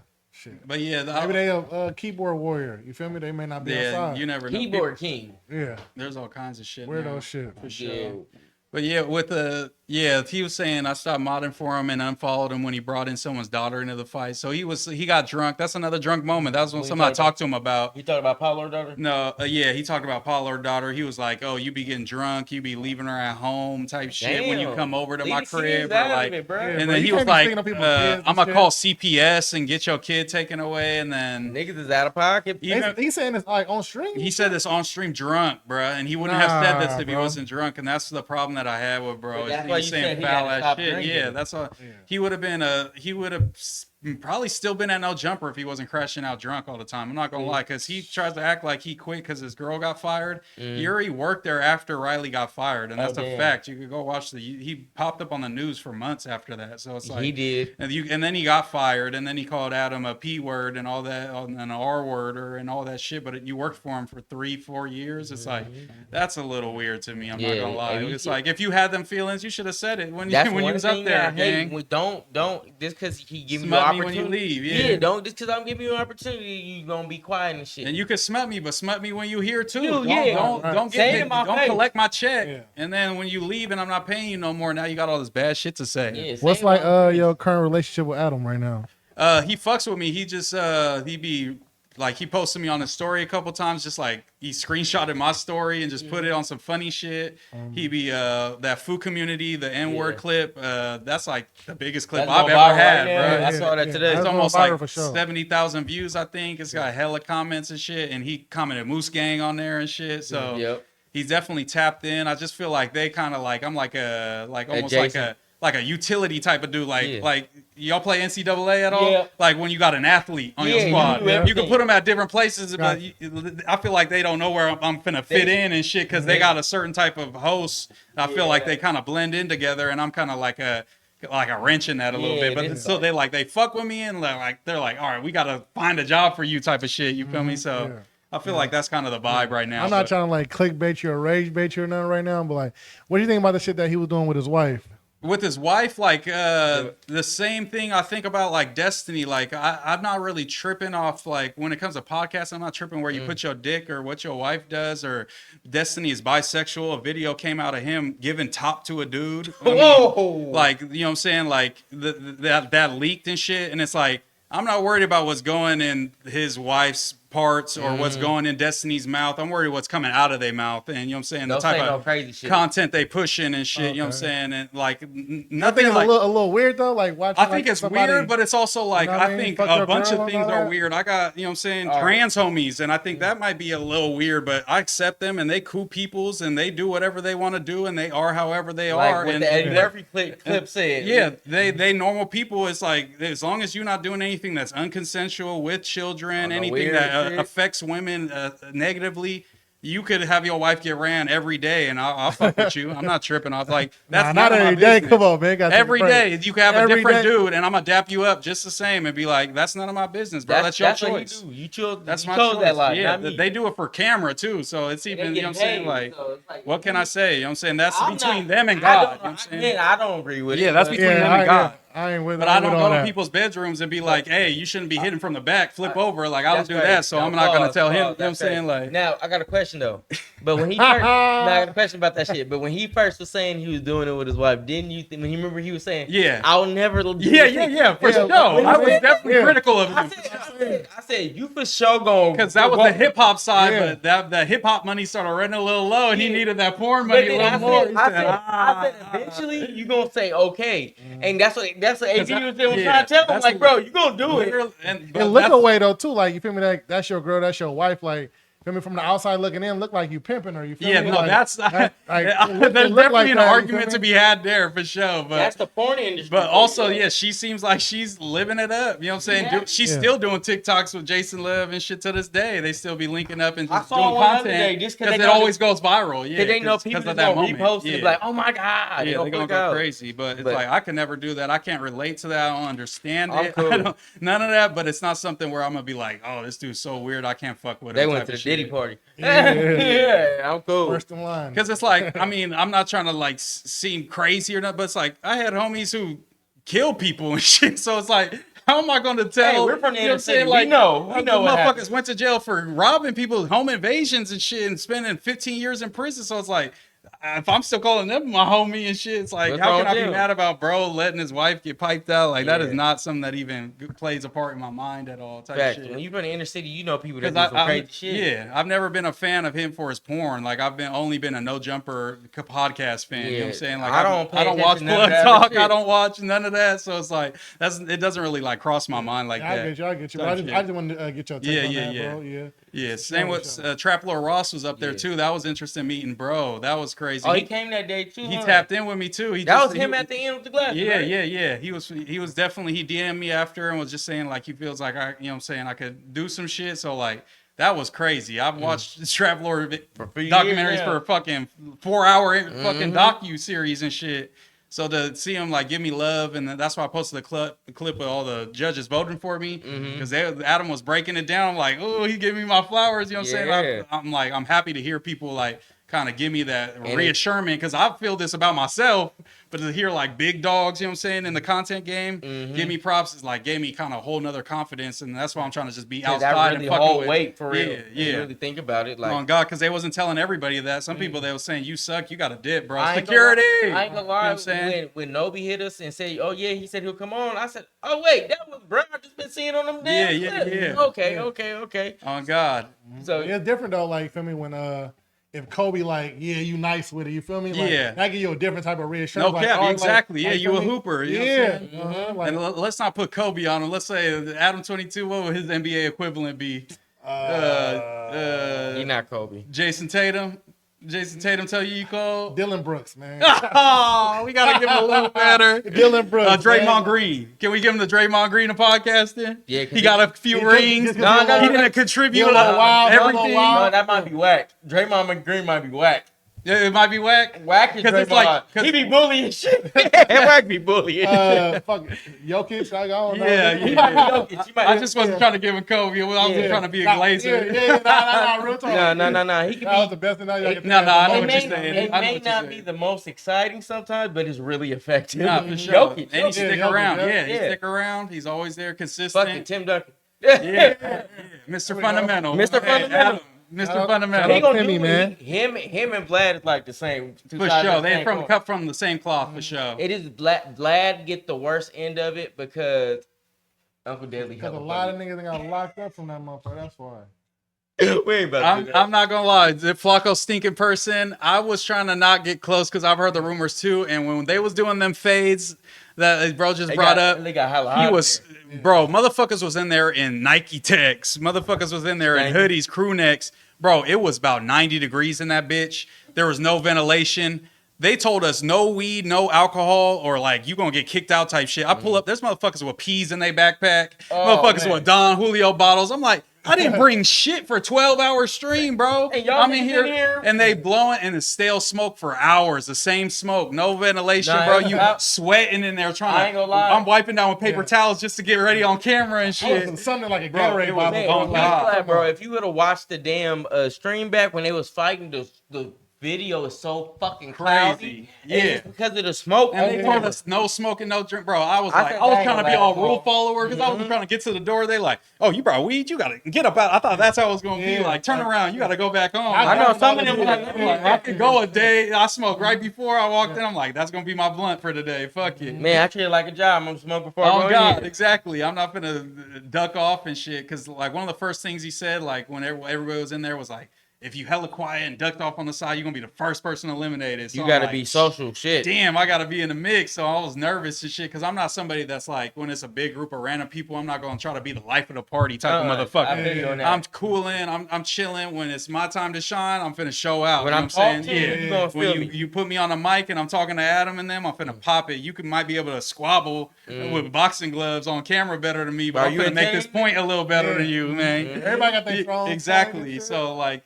I kind of fucked myself because I got there like one of the earliest, but I got on the wrong side of the line. I thought the end was the beginning, and I'm one of the last people. So they start off by doing individual interviews. But eventually, it's so many people, they like fuck that and just like, all right, let's switch up something else. Let's start doing these fades. And I didn't even get an interview, so I'm like, I didn't even get an intro. Like I'm already behind the ball. Like I'm gonna get eliminated in this bitch. But then after the fades was over, I seen they started to do the thing when they do the panel to talk to Adam, and then I scooted my ass right to the front. I was second. I got second in line. I'm like, yep. I'm about to shine. And then that's when I got my little first clip on. I started saying that Biden's 4 years. Are you speaking like confidently and like with conviction and shit too? Yeah, so, like, thank you, bro. I was in my head for a week, literally practicing what I'm gonna say. I was like, okay, I'm gonna say this. They're going to give this as a counterpoint. I'm going to have these counterpoints to hit him back with. I know he might say this or this. Okay, I'm going to have this in the back. So I was super calculated. I knew that most people were going to be on hip-hop shit. I know hip-hop front and back, you know what I'm saying? Whatever you want to talk about, I could chop it on hip-hop all day long. That's how me and him is. We love to get it in hip-hop. Yeah, I could chop it up anything. We talk about old hip-hop, the newest hip-hop, you know what I'm saying? Anything. But what you think about the state of hip-hop right now? Yeah. You think the old dudes, like tripping? not older dudes, but like, you think they kind of like, like on some rap shit, like making better albums than like the young boys? Yeah, I think it's just because the youngins are more like used to the kind of TikTok social media era, and so that's just like, you know what I'm saying, chew it up, spit it out, move on to the next thing. So they're more focused on, you know, having a catchy hook that could go viral on TikTok the first 10 seconds of a song. You know what I'm saying? My music video has something crazy with the mic drop. I got to hold a chicken or something. And the old heads is like, I'm sitting in a mansion. I could just make the best music that I'm trying to make. I have a solidified style. So I think it's just, I think the youngins just got to get they bread up and then they start making the shit. Because I feel like Kodak's not like making gimmicky music at this point in his career. Whenever he feels. Yeah, Yachty ain't making gimmicky music. He not making one nights anymore and shit. But he you know did out of pocket shit the other day. That George Floyd shit was super out of pocket. And I seen he apologized, but that was super out of pocket. I'll let the people know what happened. However, Cap, Y'all gotta say that one. I can't even speak that one. I'm not even gonna say the line. He said, put my knee up on her neck like I'm, and I said, yeah, that's crazy. And he on Playboy, but was fucked up. The song, everybody's vibing with the song. Yeah, the song was hard. You saw it on Mac's face a little bit when he said that. It's like, I'm gonna keep vibing though. But it's like this is my guest. This is also the homie. It's also a super big rapper. You know what I'm saying? I'm trying to play it cool. Because if he was like, oh no, you gotta delete that. What if y'all like, I ain't deleting shit, and then they start, beefing on the stream. That wouldn't be a good look either. So I would've got that clip. Yeah. I would've got that clip. Yeah, but also like Max ain't not that type of dude either. Yeah. He not. We saw with the Fivio Foreign and little TJ that shit, was like crazy. Like he was trying his best to be respectful, but he was never finna get gangsta on him. You know what I'm saying? Like, man, cut that shit out. Get the fuck up out my. You know what I'm saying? You don't even gotta get gangsta on. It's about respect. Yeah, but man, respect. bro, you tripping. But also like, I would have muted the audio or something. Yeah. You feel me? Like, bro, but once you don't respect me, then it might have to get a little gangsta. Then because then it's just man shit. It's not gangsta shit. But it's then just too, you playing with me. With them certain time streams, I think you need to put certain things in place. Like I think Kyle, he be having all his homies around. Yeah. When they bring certain artists in, you know they about to come. But also, it's like he knows all them homies is all level-headed content creators, knowing they trying to get the clips, they trying to get the content. They not gonna trip off. But I've been if seeing Yachty says a crazy bar. You know what I'm saying? They gonna let it slide too, probably because that's just you're supposed to be media trained kind of at their point. We ain't doing that up there, man, so y'all don't get no idea. Yeah, not here, brother. That's the bad part about getting that big. Is like to a certain extent, that some people gonna be them sponsors gonna be expecting some type of you better act right. Yeah, you got hey now. Don't be saying free Palestine too much or something. We gonna catch you saw what they did? They shut fucking DJ Khaled up. They ain't another one. Yeah, they shut his ass up for 2 years. Yeah. Another one. No. Nah. Sit your ass down. But shit, even like I'm not, even with the Trump shit, he was trying to deport people who just support Palestine and shit. He was saying if you're on college campuses going to these, that you pro-Hamas, you pro-terrorists, and it's like, you know what I'm saying, there's terrorists over there, but that's not who they talking about. They trying to free the people that's being oppressed and shit. Yeah, and for him to deport people because of support for that, they not even doing nothing other than showing up to a rally or, you know what I'm saying, it's not a riot, it's a fucking like little march and shit, and you get deported for that? It's crazy. They were doing them they were taking away their funding and tuition. Yeah, everything. Yeah, they be trying to cut off all that shit. Scholarships got taken away, all type of shit. So what bro said, the record labels want people easy to control. They pushing that gimmick music so they can shelf them when it comes time to put the second album, and they ain't got that motion no more. I feel that to a certain point, but I don't think it's about control. I think talent has a lot to do with it because everyone that's popping, you know what I'm saying, to a certain extent, they do have some type of part of them that's an undeniable talent. You know what I'm saying? It's not like they could just pick somebody up off the street and make them a star. They got to have some star qualities. There's also like a bullshit like blueprint though. Like they saying like was working and shit like that. So they like, it's like the Jay-Z, like make another Jay-Z. You feel me? Like they're trying to make another one, but like it's not gonna be as successful of the original thing and shit. For sure. But like it's still making them a little bit of money. You know what I mean? Yeah. Then like when that shit dried up. Yeah. Now they feel me. You see them like 10 years later on like. I mean, no disrespect, but Love and Hip Hop. Yeah, or Vlad doing a Vlad interview talking about how bad their contract was with P Diddy. And with all disrespect, my fault. I'm tripping. With all disrespect, I need Moose top 3 sack artists all time. Moose, nigga. Oh god, Dylan. Oh god. Spit hot fire, man. But shit, I would have to say. Because just where I grew up, like obviously I'm not gang affiliated or nothing, but listening to Mozzie where I grew up was kind of looked down upon. It could get you pressed. You know what I'm saying? It was not like the people that he was talking about in his songs a lot of times were people that where I grew up. That's who he was talking about, dissing and shit. So I'm seeing them. I wasn't able to really delve into Mozzie. One of my best friends at the time had gotten a song with Mozzie, and I like could barely promote it because I was gonna get pressed over that shit. Because you know what I'm saying, yeah, because it's like you know what I'm saying, you live over here and you slapping Mozzie, like motherfuckers will tell you turn that shit down and shit. So, but he's on the Black Panther soundtrack. He's a great artist, you know what I'm saying, and doing his thing still. I'm glad that he moved out of SAC and moved to LA. That's the smartest thing anyone could do. Obviously, that's what Briss should have done too, and he didn't, you know, see the same fate and shit. So I'm gonna put Briss as second after Mozzie, and then third. That's hard, bro. Sacramento artists. Oh shit! I'm gonna just have to say like one of the OGs or something, huh? Whose brother just got out of prison? Fuck. Nah, see man. Fuck. What's the other dude? I'm trying to think. Oh, I'm going a blank. I'm sorry, y'all. It's been a minute since Brother Lynch Hung. We're gonna say Brother Lynch Hung. Yeah, okay. He's a little crazy, but definitely Sacramento OG. So CML is your favorite. I slapped a lot of CML growing up, but CML doesn't always make the best music. I'm gonna just be honest. But I definitely was slapping CML. Definitely work out to that song sometimes for sure. But I got Mozzie in my shit now too, because I live by the white people and the Asians in Sacramento now. X-Rated, yeah, X-Rated, who I was thinking of, but Brother Lynch Hung too. You know what I'm saying? That's whole era, but I would say that that's hard. It's either X-Rated or Brother Lynch. I shot his first video out of prison too. That's tough. Yeah, you up on game. You already know what's up. Been fucking with the OGs. Oh God, Nobody's been around doing big things, man. Nah, he has to if he's shooting videos for him for Shelly. That's legendary. He got one. He shot a video for 40 too. That's clean as fuck. I was just listening to that Kush Is My Cologne with Gucci and the E40's on that, and he go crazy on that bitch. I forgot how hard E40 gassed. What's up with all this E40 haters going on TikTok too? You been seeing that shit? Yeah, I think that's just that's how unique the Bay is. You know what I'm saying? It's like he's speaking a different language. It's like they watching him speak Chinese. You know what I'm saying? Like that's how it is to them. They so square and unplayer that like they can't even speak the same language. You know what I'm saying? And you gotta be a certain age too. You can't be like if you like fucking I don't know 11 like. Whatever, let's say like 20 or something like that. Like you ain't probably grow up on 40 like that. You feel me? Like we did. Yeah, we grew up. I grew up on that shit for sure. Yeah. You know what I mean?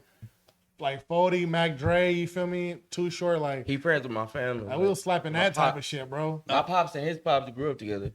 My pops old. So my pops old. Yeah. I just did this recently, but what's up? Top 3 Bay artists all time. I think I wrote mine down. I'm not gonna lie. I got Dre got to go in there. I got 40 top 2. You can go Dre 42 Short, but I mean. Okay, I got mine for sure. Yeah, Dre 40. Yeah, but like if we talking about like personal, like I almost like just because I don't want it to be like, oh, these is the biggest artists I think are from the Bay. It's like this is because I got some kind of wild cards in my list because it's just I fuck with them so tough. And it in I think era and like impact like when you that matters. You might like I'm gonna just say this, bro. Fuck it. I ain't beating around the bush, nigga. You know what time it is.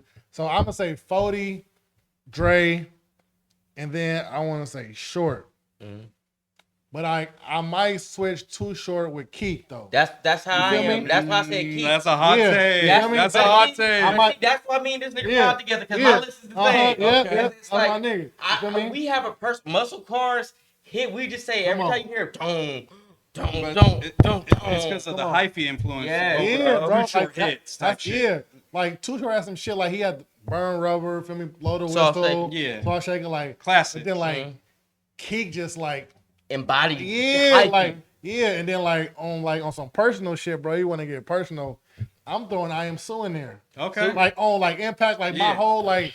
We agree. 9th grade senior year, bro. All in like Sue. That was banging at the Sacramento parties too. At all the functions, all the bando parties for sure. That's some I Am Sue. And if you talk about I Am Sue as a writer and just general, he writes a lot of history. That's something that a lot of people don't. A lot of niggas don't know about Sue history because he kind of like went out from the public eye, so people were like, oh, he just fell off. No, but he been eating. Yeah. Eating. Niggas don't know Sue is up, brother. Oh, God. Sue is up. He started writing hits. Like he was touring, like you feel me? Like Yeah. man was and he touring. probably could have just kept doing that too, but And everybody took his sound after he did that song with Dej Loaf. That's another hot take true, I got. True. Yeah. It was that was like his main stage is moment. that timeless? It's time it is. It's time it is. I think. I heard it, I don't know exactly. Yeah, it's him and Dej Loaf. Yeah, bro. it's Come on, produced by June on the beat. He didn't want to fun, man. He got enough famous. Yeah, that shit. That everybody took his. Yeah, so that was like my innovative soundtrack. facts. Him and Wiz like my soundtrack to like high school, bro. Like Wiz and Sue. Yeah. And then I give you a 5, and you feel me? And I think just cause of like the grind, like and like what he like been through and shit like that, I put 50 in there. Okay. Like, you feel me? Like I like say I take 50 out and put Short there, and then 50 would be like 6. You feel Right, me? yeah, Type shit. You know what I mean? We can have a 6-man off the bench. Yeah, like for off sure. the bench for me, he's scoring like 40 and 10. Like, bro, like you want me to be? I got another hot take. Lil B might be top 3. Hey, Lil B's my 6-man of all time. Like if you personal favorites, Personal favorite. top 3. Cause I ain't gonna lie, B just have his moments. B has his like Lil real, B, I'm Change the generation. influence I wise. respect that, bro. Influence wise, Yeah. probably maybe number 1 out the Bay. Yeah, Influence if we wise, talk about on people that ain't just in the Bay. Yeah, you Yeah. talk about the influence. bass guy curse, all that. I mean, shit. even starting, they made me wear Vans. I would have never worn Vans if the Pac didn't make the Vans song. Yeah. I promise Shout out you, to the I didn't Pac. even know what Vans was at that time, That- bro. we- I told my mama, where do they sell Vans? I need some Vans. Like, I remember telling my Skate mom that. shops. So, yeah. No cap, yeah. Mhm. I was going to fucking either the Foot Locker Yeah, or like, go- I'm at Marshall's with it Yeah, for some yeah. shoes. Trying to see. So they was like, oh, skate shops got them. I'm like, we got to go to the skate Skate shop, shop. moms. I need a pair. That was a No whole cap. movement, bro. So it was dope. That's a personal favorite though. Like Yeah. B. But like if I'm just feel me, just like on some like top 5, I'd probably say feel me, Short, 40, Dre, I Am Sue, and Keek. Like just keep it like that. All right, I got Dre, Jacka, E40, Lil Pete, and Messy Marv. That's my top 5 Marv right there. is a good one, and Pete is a hot take. Pete is That's a bro. hot Pete take. is so underrated. I put Pete and Mike Sherm against any hot Southern California artist right now, and they discography and fan base and diehard fan base and the amount of shows they sell out. I think we could be competing with them boys up south. You know what I'm saying? Down south Honestly, you wanna with give them too. They got Lil Pete and Mike Sherm is definitely slept on, bro. I got another hot take. Even though they both viral. I got another hot take. You know who too is killing it right now? That's in the people right now. All Black and Bean. I Lil love Bean. All Black. All Yeah. Black. Shout out Shout out All Black, Black, man. Shout I out love All All Black. My soundtrack, but driving to Vegas and back home, Oh, bro. God. All I Shout out was my like, nigga Dusty, man. All Yeah. Black going crazy. Hey, Young man. L Beats. Young Yeah, L yeah, also yeah. started Pink Dolphin, man. Pink- That's Young something L that a lot of people don't know. Pink Dolphin started with Young L. You know what I'm saying? shout out For Pink sure. Dolphin. Shout out Young L. yeah, Hey, my homies was on that in high school. yeah, For we sure. I had a was- Pink we- Dolphin shirt. we would knew about it because they had the store because you knew people because Young L was still tapped in with people. Yeah, around because the they was city. him and Lil B was like the ones that was going solo. Like Young L was dropping the videos with. I remember he had like the couch in the middle of the street, like Yeah. one of his videos. I used to watch that motherfucker all the Before time. The other owner, the co-owner, what's his name? I forgot his name. Arabian Bear from Pink Dolphin. He used to follow me on Instagram because he Okay. gave me my first like. I met him at the store, and he was cool. They was, Yeah, it was cool until it wasn't. Then they Until- got him out of there. yeah. FTP definitely helped. He was pushing the Yeah, fuck yeah, Pink yeah, Dolphin yeah, movement tough, and they got him out of there. They got for him out sure. of there. So Lil Yee for Lil sure. Yee, Lil Yee. fact, But yeah, fact. Lil Pete definitely is up there for me for sure. And then obviously Lil B's in there for sure, Yeah. just influence wise. I fuck. But with Lil it. Pete is like, that's probably the most I He listen to underrated. nowadays. Mhm. Like he has the most songs in my rotation. The shit he got with Suede, Suede, John that's Madden, hard. I think it's Yeah. called. That shit's hard because Suede, I love Suede. I think he was the Mexican Kodak. I think he was, next up. I think he was gonna blow up. I agree with that. I was mad when he went back to jail. I was like, Yeah, and then the you know what I'm saying, they got him out of there. That's super Mhm. sad, and because he wasn't even on no gangbanging shit. nah, But they didn't like when you it. down south and you Mexican, you go into them jail systems and, And they shit. don't like- You better play ball, or they might try to get And you they out of didn't there. like how he was so connected with like the black people. Yeah, with black outside- people and outside shit. the Yeah, he jail. had black baby mama, I'm pretty sure, and a Mhm. couple other black girlfriends. When he died, it was a bunch of black girls that came out like, Mhm. I'm gonna miss you, Sway. Like, So he was, you know what I'm saying, tapped in, you know what I'm saying, definitely for sure. Same with Peso. He on the GNX album and shit. Shout out to Peso been going up. Peso. We claim Pac for sure. We claim Pac for sure. But I feel that. Pac from the town. He from the town. Days, you feel me? Yeah. What do y'all think about how like they be kind of smutting him like, oh, he was super fake gangster, like he went to art school, he was, you know, should have just been an actor. Honestly, why did he start acting like a blood? I'm glad like, you saying this. all that shit. Pac being loyal to it, not even being on gangbanging shit for real, being loyal to his homies and being super duper like, fuck it, we own him, nigga. Yeah. I'm being super down. Yeah, that don't take being a gang member. I feel that. And set tripping in public always lead damn near to this. Yeah. Yeah.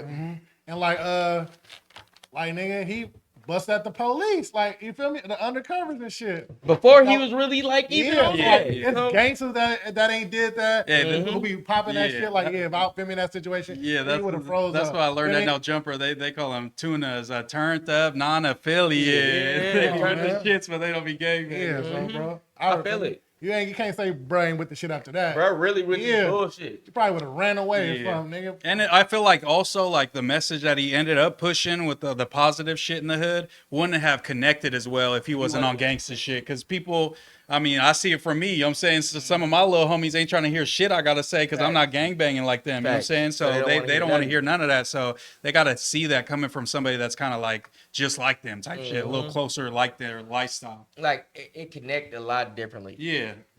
Yeah, because if somebody's telling you how to be a big podcaster and they ain't never podcasting, you know what I'm saying? I might be like, what the fuck is you talking about? You ain't never even tried to. I get it. Out of 10. But shit, who are top three? Podcast right now? Us. Oh, God. 1, 2, and tonight, 3. seeming like it. Tonight, we podding like it. Okay, 1, 2, and 3. Us. Hey, mark this moment right now. We're going to be up 100K in the chat soon. Yeah. All three. Damn, that's tough because we got to choose podcasters. You can't choose a podcast. So we got to choose hosts from podcasts that we watch. I think we should do that, and that would be a better list. Yeah, okay. All right, my top 3 hosts. At 3, I got B-Han. I got to put B-Han for 520 Podcast. He's got to be in my top 3. So 3. And he Rookie of the Year.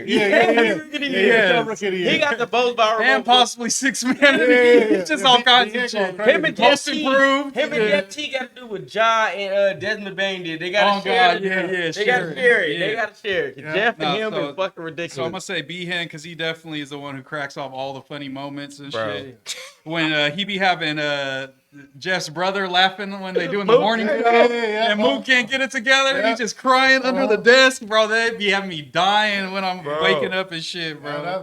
That's like my first thing I do, use the bathroom. Yes, and check, and they be live usually when I'm waking up and shit. So I'm like, oh yeah. Yep. Okay. So I got B-Han at my 3. Okay. For 2, I'm gonna say the comedian Shane Gillis. I listen to the Matt and Shane podcast a lot, and Shane Gillis is definitely, bro. That monologue he did, what was it? Oh yeah. He was stupid, bro. Yeah. He's just as funny, if not funnier, on the pod, bro. He be having him and his homie Matt, but he's the star. So I'm gonna say Shane as my number 2. Okay. I don't want who running that point. Fuck. What we got? Trying to think who I would watch. Who do I even watch more than all these people? I got to put my boy Adam 22 in there, man. I've been watching him for over 10 years and shit.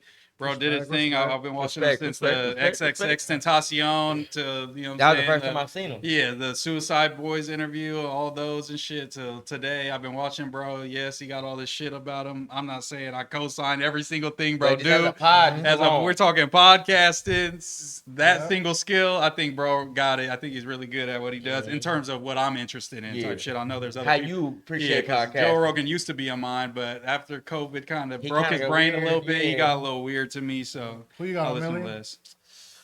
3, man. 3? Yeah. Cause I watch so many and it's hard. It's hard. And like honorable mentions, I'm gonna do pun. Honorable mentions, I damn near put T-Rail as my number 1. I'm not gonna lie, T-Rail still be doing this thing too, bro. T-Rail AD get 2 for me. T-Rail, they share 2. Okay. Because I look at them for an honorable mention, you get Smack. Smack just he just a character. He just as a person you fuck with him. I'm not gonna lie, yeah. I just fuck with him as a person. But if we talking about the skill podcast, number one, I gotta put Joe. Yeah. Joe Budden. That's the easy pick. That's I've been watching. That was my He's first like damn near the king of podcasting. But see, yeah, when like, Joe was doing it during that battle rap shit, the homie was telling me to watch it. And I was watching it back then for sure. watching Not super early, but pretty early. Like, right after he started them clips, I started watching it, and I was watching it when he was in that little ass room. Yeah. Basement. Yeah. No. Before in the studio. Yeah. Remember the little? That was when Charlamagne was on there. Or when the girl was on there with girl. Rory and shit. Melissa or whatever. Yeah, Melissa. Melissa. Yeah, which one was it? It was that one, the light skinned girl. She on Love and Hip Hop and shit too. She was on there with him. Erica Mena, I think it was, or some shit like that. It was one of them. Gil. She's like one of the worst bitches in life. Butt naked Joe Budden. Yeah. Butt naked Joe Budden. Yeah. Gil get 3. Hey, Gil, I watch Gil a lot too. Gil's my third. Gil can pot his ass off. Yeah. I'm gonna go Teague. I'm gonna go Gil and Joe. That's a good list. That's a good list. I kind of want to swap Joe for Ish, but Ish don't be giving it That's up. what I'm saying. It's trying to be too. Yeah, when Ish on bullshit, because I'm thinking of like taking all the other hosts out and then just leaving that person. I'm like, is they still top? I'm like, okay, maybe not. You know what I'm saying? Yeah, exactly, type shit. But like Gil, I watch. That's what I said. So it got to be Joe, AD, and T-Rail. They gonna share 2. Okay. And then 3 is Gil, 4 is Pun. Yeah, that's real. And then I like T and B Hill so much, but it just they don't pod enough for me as much as I would like. I feel that. But I catch them every morning though. Yeah. I hate when they take that Friday off. I'm like, oh give me God, one more, bro. It seems like a week until they drop an episode. Yeah, you go the whole weekend. I'm like, weekend, damn, bro. Weekends are just dry for content in general. I hate when it's a weekend. I'm trying to watch them on YouTube. That's where we at though. Oh God, bro. I've always felt like that, bro. I've had some of my biggest streams on Sundays. No cap, when I was Twitch streaming and shit. That's bro. what made us do Sundays. Because everyone's like, oh, the analytics is down, all this shit, people are out and about. At some point, people come home. People don't go out all day Sunday. They got to get ready for work. They trying to tune into something. You know what I'm saying? Like, ChatGPT, they got an SEO rhythm. We asked them from our algorithm. I sent them our link. Yeah. I said, what is the best day as far as the stream? They said Saturdays and Sundays for y'all. And they said between at any time of the day. So we was like, damn. All right, bet. Yeah, because I did something like that, like Googled it, and it was like Sundays and Wednesdays look like it's your best day. I'm like, oh, okay, I'm that's gonna do funny. that. That's what we do now. Yeah.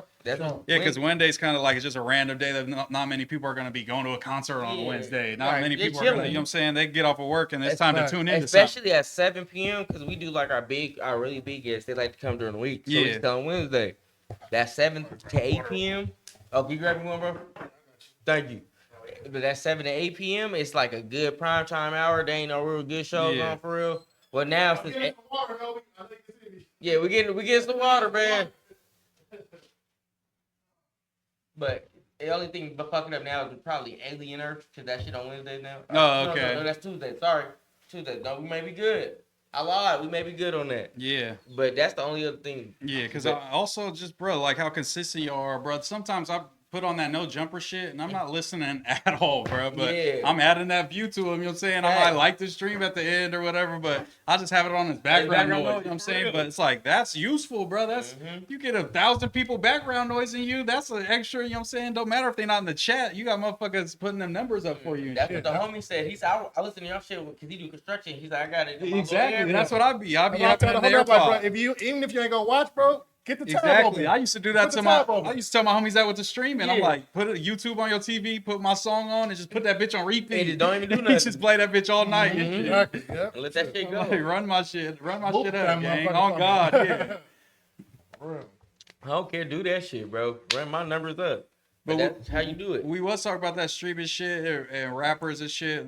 That's what I told y'all before the pod. Fivio Foreign just said that like rappers are still the cool ones. We the ones that's making the streams cool. It's, you know what I'm saying? Pretty much the streamers need the rappers more than the rappers need the streamers. Do y'all agree with that? Or no, because we did about 90 episodes with no guests for real. And we built up like a following because we was like, we want to make sure, dude, they get used to like us. Y'all. For us and not just for the guests. Talking about like the drink champs and the Bates guest pods where they get a little stale. Something. Yeah, and then like we did it. I watched the test with $1 Million Worth of Game. Once they got kind of dry with the guests, and they did only them for like a month. Their views went from like 300,000 to 100. And I said, and then it was drop. Some of them motherfuckers dropped to like 65. Yeah, and that looked kind of crazy. There's also when they was doing certain interviews that it's not something I have no idea about. I'm not gonna watch that episode probably. You know what I'm saying? Yeah, exactly. So it's like, why am I watch watching? If I think I'm gonna care about that guest and shit. Right. And I used to watch Gilly when he first started, when he was doing it with Raheem the Jeweler, nigga. When he was out there in the basement smoking, and showing niggas way back, huh? That was 2016. Before Wallow got out of jail. Doing like the Instagram videos and shit, huh? Around that same time. And then when he did the podcast for the first time, and the camera was hella fucking blurry. Yeah. Yeah. So it like I remember that, and it just you know, I watch it sometimes, but it just even now it's just like I can't really sit through it all the time. Yeah. But they need us just as much as we need them. Really, because we are cool, but I feel like on the West Coast, the podcasters, streamers, we're a lot different from everybody else. Yeah. Because we damn near are rappers. Most of us in the West Coast that stream, we're rappers that don't really rap no more. Yeah. For real. So we transition to a whole nother like field. Bro. And most of the West Coast streaming niggas is cool niggas. Like they cool niggas. So it's like nigga, not no cornball niggas. Yeah, all the everything from the West Coast, like we cool to like you feel me? Till it's time to not be that. You know what I mean? Like. And I feel like that's just the people I encounter in life. Like, everybody cool, laid back, be chilling. But when it's time to, you feel me, stand on that business. Yeah. Yeah, I mean, you feel me? That's when you get to even it. Like you said, like there's not that many cornballs. I think that's just like the sauce. The sauce of the Northern California is that you can't be a cornball and fake it till you make it in this shit and build a NorCal fan base. They ain't gonna fuck with you. And you not speaking to the people how they like to be spoken to and shit, you know what I'm saying? And you coming off all corny, and that's why it's like, at the end of the day, the cream rises to the crop, and I feel like that's definitely the case in NorCal, because there's not a lot of media, so people that's doing it, it's only the best shit that's going to start getting traction, and all the corny shit's getting ignored, and they've been doing it for 2 years consistently, and it ain't getting no more views than it was before, and it's because they don't got that sauce, the NorCal sauce. We definitely trying to be, and we gonna be like that big platform for me for artists or like whoever want to come and pod and shit. Exactly. But you got to make your way, because you can't just, I was just telling my homies this, because I've already seen a bunch of Sacramento rappers already follow me. They see me on No Jumper and they tapping in. Yeah, I was gonna ask you about that, like,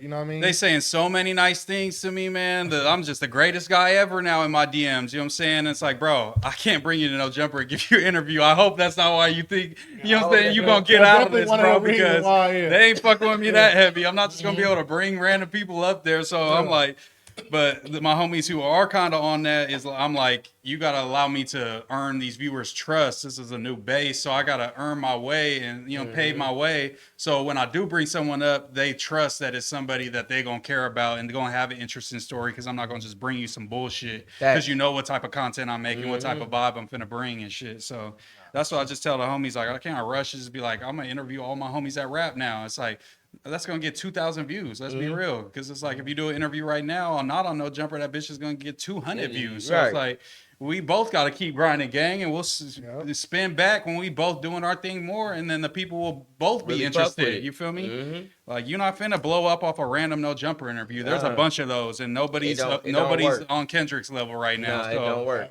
You got to have everything else, and then you get that. That's the whole point. Facts. That's what we were talking about. Bro, who was like, he did the Kendrick verse, and like that ain't changed his career at all. Yeah. It's just like, bro, where was the leg work? Like, yeah, I think it was the Doty. Yeah, Doty, he didn't do nothing. Doty didn't do the lead work, because me and the other homie, we were familiar with Doty's work. Yeah. And we was like, that's the best Doty ever sounded. But he was produced. He got mixed and mastered by all them good ass motherfuckers. Yeah, but then you should have asked for the game, like, who should I go to? And they would have gave it to him, bro. They was fucking with him. Yeah, because they was like, he should be like, who should I go to get more production that sounds bigger and make me? But also, he was crashing cars off the NOS and like getting a DP in the hood and showing his tooth getting knocked out, like. That's crashing. Him and P4 K's in traffic tripping on each other. Yeah. So it's like all those, it's like very not Kendrick like from just fucking with Kendrick. Then you do all the opposite Kendrick things. You know what I'm saying? Bro. You're supposed to move like him to get in that category. Like the plug fronted you 100 bricks, bro. And you ain't sell not one of them motherfuckers. Smoked them up. And somebody snatched them and up the pole on you, and you had to dip off. What happened to the 90 bricks, nigga? What happened to the brick? Ain't nobody come back looking for the motherfuckers? Right. But also, too, you saw with Peso and AZ Chike, they capitalized. Chike put out 4 records. Yes, all bangers. And I said, Chike. And he got put on, And I wasn't even the biggest Chike fan before that, and even the GNX stuff, like I fucked with it, but the records after that, You was and, like, you know what I'm saying? okay. Yeah. Let me know if it's just me, but when Bro first got on the track, did it kind of sound like it was YG? Yeah, I think like so. in like the Yeah, first but few words. They, I was like, they oh, you got kind YG on of there? from the kind of the same area, ain't they? Yeah. He from like the kind of He from Inglewood Inglewood. type area He too. from So Inglewood. yeah, I was like, wondering if that was just me, but I feel like LA fools that are from the same area just be talking hella similar. I'm not gonna lie. It's like New York fools from the same borough. But it's kind of like and the shit, you know voice too. Yeah, the not voice just kinda inflection like and shit. I Yeah, mean, no, niggas, I know niggas what you're got the same saying. lingo or whatever. You feel me? But like, Yeah. I feel that. Buddy really I can see sound that. like him a Yeah, little I can bit. see that for sure. And then he started rapping more. I was like, nah, this ain't YG. This ain't him. I was like, ew, I want to check your Yeah, cheese. something else he had said before I thought it was interesting. He said top 3 podcast guests you want to have. Oh yeah, top 3 podcast guests you want to interview. Because this is hard. Because like in terms like, because I was feeling like okay, I also thought about this in terms of No Jumper. I'm like, No Jumper's like, okay, we want you to interview some people. Like who you want to interview? Like that's gonna be different than like who I want to talk to. You know what I'm saying? Like who I really want to chop it up with. Because it's like I can't say. Am I doing this like to get money from the viewers? That's what I'm saying. Or is it like gonna be like attainable to me? Because it's like I feel like No Jumper. If I'm on No Jumper, they're like, who you want to interview? I'm gonna say Jay Guapo, the little TikToker motherfucker with the long hair. Yeah. He's super viral right now. Yeah. I know he would have a good story. I've heard some details of it. He's, you know what I'm saying, going crazy, has hella fans. He's has hella lore. He's been stabbed in the neck and shit. Dang. So that's like somebody I would like just some random shit because I be on TikTok and I see him on there 24/7 and every video has 1.5 million views and shit. So I just know that would be my content brain, like No Jumper audience brain. You know what I'm saying? Not talk, but if he's like I'll get you any rapper in the game, it's like, you know, like Wiz, you know what I'm saying? Like Wiz would be a dope interview. Maybe Burner, you know what I'm saying? Burner. Like he don't do a lot. I thought you can make that happen. Yeah, Burner. I could, my homie is his main cameraman. Shout out to Yoshi. He was fucking with us back in the tours. His homies rap. His little brother raps. His little brother is Chowder. He fucks with like Burner. He's like a little younger Mexican dude that be doing songs with Burner and them and shit. But shout out to Yoshi. So definitely, if I was on No Jumper, I'd definitely tap in and fuck with Burner maybe. Mine be a little wild shit. What's yours? Left field though. I ain't gonna lie. Let me hear it. We doing Leo DiCaprio. We get Leo on this bitch. Oh, damn. I thought small. I thought way too small. I think it's a wild shit. I thought way too small. Damn. One thing about this podcast, we inviting everybody. I'm trying to get Leo on this bitch. I was thinking too, No Jumper. Shit. I'm kind of like Robert De Niro too, because I gotta ask him what you think about fucking that little girl like that, man. Not she's of age, but like having a baby at like 80 with like a 19-year-old. Oh yeah. That's crazy. Yeah, bro. 20. Yeah, something like that. You know what I mean? The fact that he could have one still, that's impressive. Yeah, and they got pills for that. Yeah, you feel me? Probably Gil crazy ass. Probably Gilbert Arenas, man. Oh, that would be hard. Yeah. He would pod his ass off. That's one thing, because it's like you might fuck with Robert De Niro, and he's kind of an asshole. You know what I'm saying? Just naturally, and it's not really the best conversation, even though he's super legendary and shit. You know what I'm saying? You kind of want to try to pick somebody that'll be for the views. Yeah, that's what I'm saying. Yeah, I get Leo some coke and some tequila. He gonna go crazy. He seems like he would be cool. Yeah. I mean, give Gil I feel like motherfuckers that can act super good like that and do all kinds of different roles is probably an interesting motherfucker. You gonna get Gil some couple shots, he gonna go crazy. He gonna get turned up. Yep. He gonna probably bring Swaggy too. Yep. We going viral. I'm going viral, Swaggy. Yeah, that's where I'm at. Swaggy out of pocket. You heard what he said on that damn stream? What he said? About Gil going to jail? No. He said for $10 million you kissing a man on camera. Oh yeah, that was crazy. He said nigga for $5 million. He said no. Yeah, yo, discounting it is crazy as fuck, bro. Yeah, I'm dying, bro. That's hilarious. That's Swaggy gotta relax. That's wild, bro. For me, I'm Denzel. Ooh, that's a good one. Come on. Banger. I want Denzel for Even though he seemed kind of like an asshole, I'm not gonna lie. He'd still be legendary. I want to talk to Denzel. I don't give a fuck. I got to talk to Denzel. That's a good one, Brody. I ain't gonna lie. That's a good one. Coke tequila and go crazy. Yeah. That's right. Well, Leo lit on this bitch. Turn Leo up. Tequila is crazy. Mm-hmm. Come on, man. Let me see. Because I remember we had arena football team in Sacramento for a little bit, the Mountain Lions. And Denzel Washington's son played on our squad. So he would come to the games, and I just remember everybody that used to go would be like, we trying to take a picture. He said no. Like, Oh, you know what I'm saying? shit. Like, Oh, yeah, I yeah, tried to say hi to him. He was like, you know what I'm saying? Turned his shoulder to me. You know what I'm Oh, saying? He was damn. not fucking with it. He was there to watch his son and dip. You know what I'm Oh, saying? yeah. He's like, He hell was no. not fooling with it. He might really be like that. Like, He ain't really. I he- feel like I because he's thought so famous. He's not bro. acting, It's bro. like, yeah, he's I don't so think he famous. acting, Yeah, bro. he He really one, pop his shit. Like, I need one asshole in the list. yeah, Shit. that's what true. I want. Because if you get him fired up, that's gonna be a crazy conversation. That's gonna be a crazy conversation for sure. Let me see. Worry about them damn cops. You about the damn cops? Surgical with this bitch. Surgical with this bitch. Yeah. Oh, this So you is see that fool in a wheelchair? King Kong ain't I got think- shit on me. Yeah, just have him say that shit off the intro. Oh God. Yeah, that's He'd be all- like, "No, I'm good. I'm Yeah. not saying that shit." Yeah. I'm trying to think who else would we need on this motherfucker. you off to a great start. Yeah, y'all is killed, but I'm not gonna lie. I want Gil, but you said Gil. I want Kenyon. Kenyon Martin. Okay, That'd be yeah, a good he's one, yeah. intense. But see, I'm I'm like Michael Beasley got kind of cut from the same cloth. They like Yeah, some crazy but see- motherfucker, Oh, like Beasley wise going back. motherfuckers. Yeah. that's T-Slap. No, you know I'm a tense motherfucker. I'm like, nigga, I saw what you did in 2000. Why you sock that nigga like that? That nigga, Right. I saw Kenyon Martin, nigga. I Yeah, want to ask squared him. up for sure. Yeah, so I want to get Kenyon. Fuck it. I didn't That'd even be get a nigga. hard. I want That'd be hard. Kenyon. I want Kenyon. For sure. Actually, can I swap Kenyon for Melo? I'll swap it for Melo. Oh. I'll swap Kenyon for Melo. Yeah, we talking unlimited budget right now. Yeah, too. limited budget. I want Melo. I gotta throw Braun in mine then for sure. Brian not gonna give you them answers. Melo is. I don't even though. care as long as I could just chop it up with Braun. He could give me the fucking most Nah, corporate Bron- answers. yeah. I'm gonna be like, I got the Braun Yeah, interview. yeah. Fuck is y'all talking R.I.P. about? Bean. Off Yeah, the camera, he'll Bean, probably do obviously. it. Bean would have been number yeah. one on my list. But even like Jordan's super asshole, so I you're not fucking with none of. He's not even gonna agree to the fucking. unless you payment. Ahmad Rashad, he is Yeah, not you're doing not your interview. fooling with Big it. facts, bro. So that's why I didn't even say it. He's Everybody know I too look. busy golfing and rich. Yeah. And And Floyd then, Mayweather, man. I don't even want Floyd. I don't John want Jones.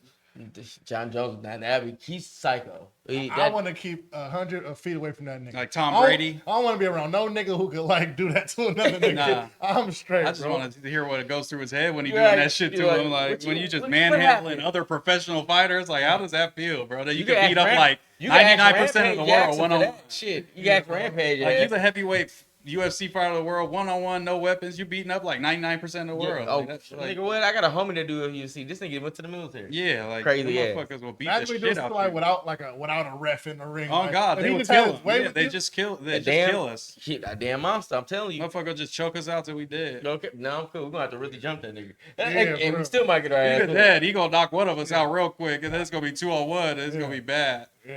Right. I'm telling you, bro. You know when that gorilla shit was going around, like who gonna fight Yeah. the gorilla? I'm like, nigga, we sitting in John Oh Jones. in God, there, he nigga. might just need him on Yeah. one-on-one. I'm Fuck like, it, bro, go toes. You get John Jones, nigga, like A DC, fucking Yeah, Brock Lesnar. yeah, Big Show, nigga. Yeah, the biggest people we Yeah. got. Jason Momoa. Throw anybody we got at him. Fuck Rock, it. nigga. Yeah, anybody that's Yeah. big. Prime and Mark boys. Henry, nigga. Yeah. Fuck Oh, it. God. So then the gorilla get tired out. Hey, and Shaq, then- Ray yeah. Lewis. Yeah. Shaq. Oh, big yeah. We sent Ray Lewis first. Yeah, we just sent it to everybody. Ray Lewis Full first. pads. He got to Mhm. run at the gorilla. Right. Now my thing is like, bro, because I think they would win, right? But they'd only win like this.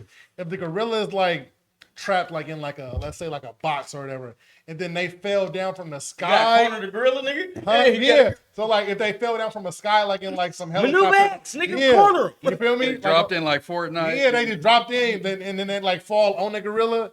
You feel me? Then I feel like they could probably win that motherfucker. But like, They gotta jump on that yeah, nigga like the once toe. the first dude walk in there and he get his face ripped off, they can be like, yeah, nah, time, yeah. Oh, smart nigga. That's Yeah. our homie. Neil deGrasse Tyson. Yeah, that's what I really fuck right with, there. I fuck with Neil deGrasse Yeah, I'll Tyson. go- He be yeah, popping yeah. it for See, sure. I, That's was my gonna, brother. I wanted to say that, but I don't know if a lot of niggas know who he is. So why I call him on this podcast? That smart nigga. Yeah. So our smart brother. I be- Smart brother. He Yeah, been smart delving brother. into politics a little bit and debating little motherfuckers and I shit. watch- He be snapping, bro. I go he be, through- I go- he be cooking on there. I fuck with him. I go through all his videos when I'm done podcasting and shit. Yeah. That's my secret like pleasure. I like watching. Yeah. I like watching That's smart clean. shit. Yeah. Oh Yeah. God, I be trying to watch shit like this. I be trying to tune in. I be watching debates all the time and You shit. tuned I in be- with aliens and shit too.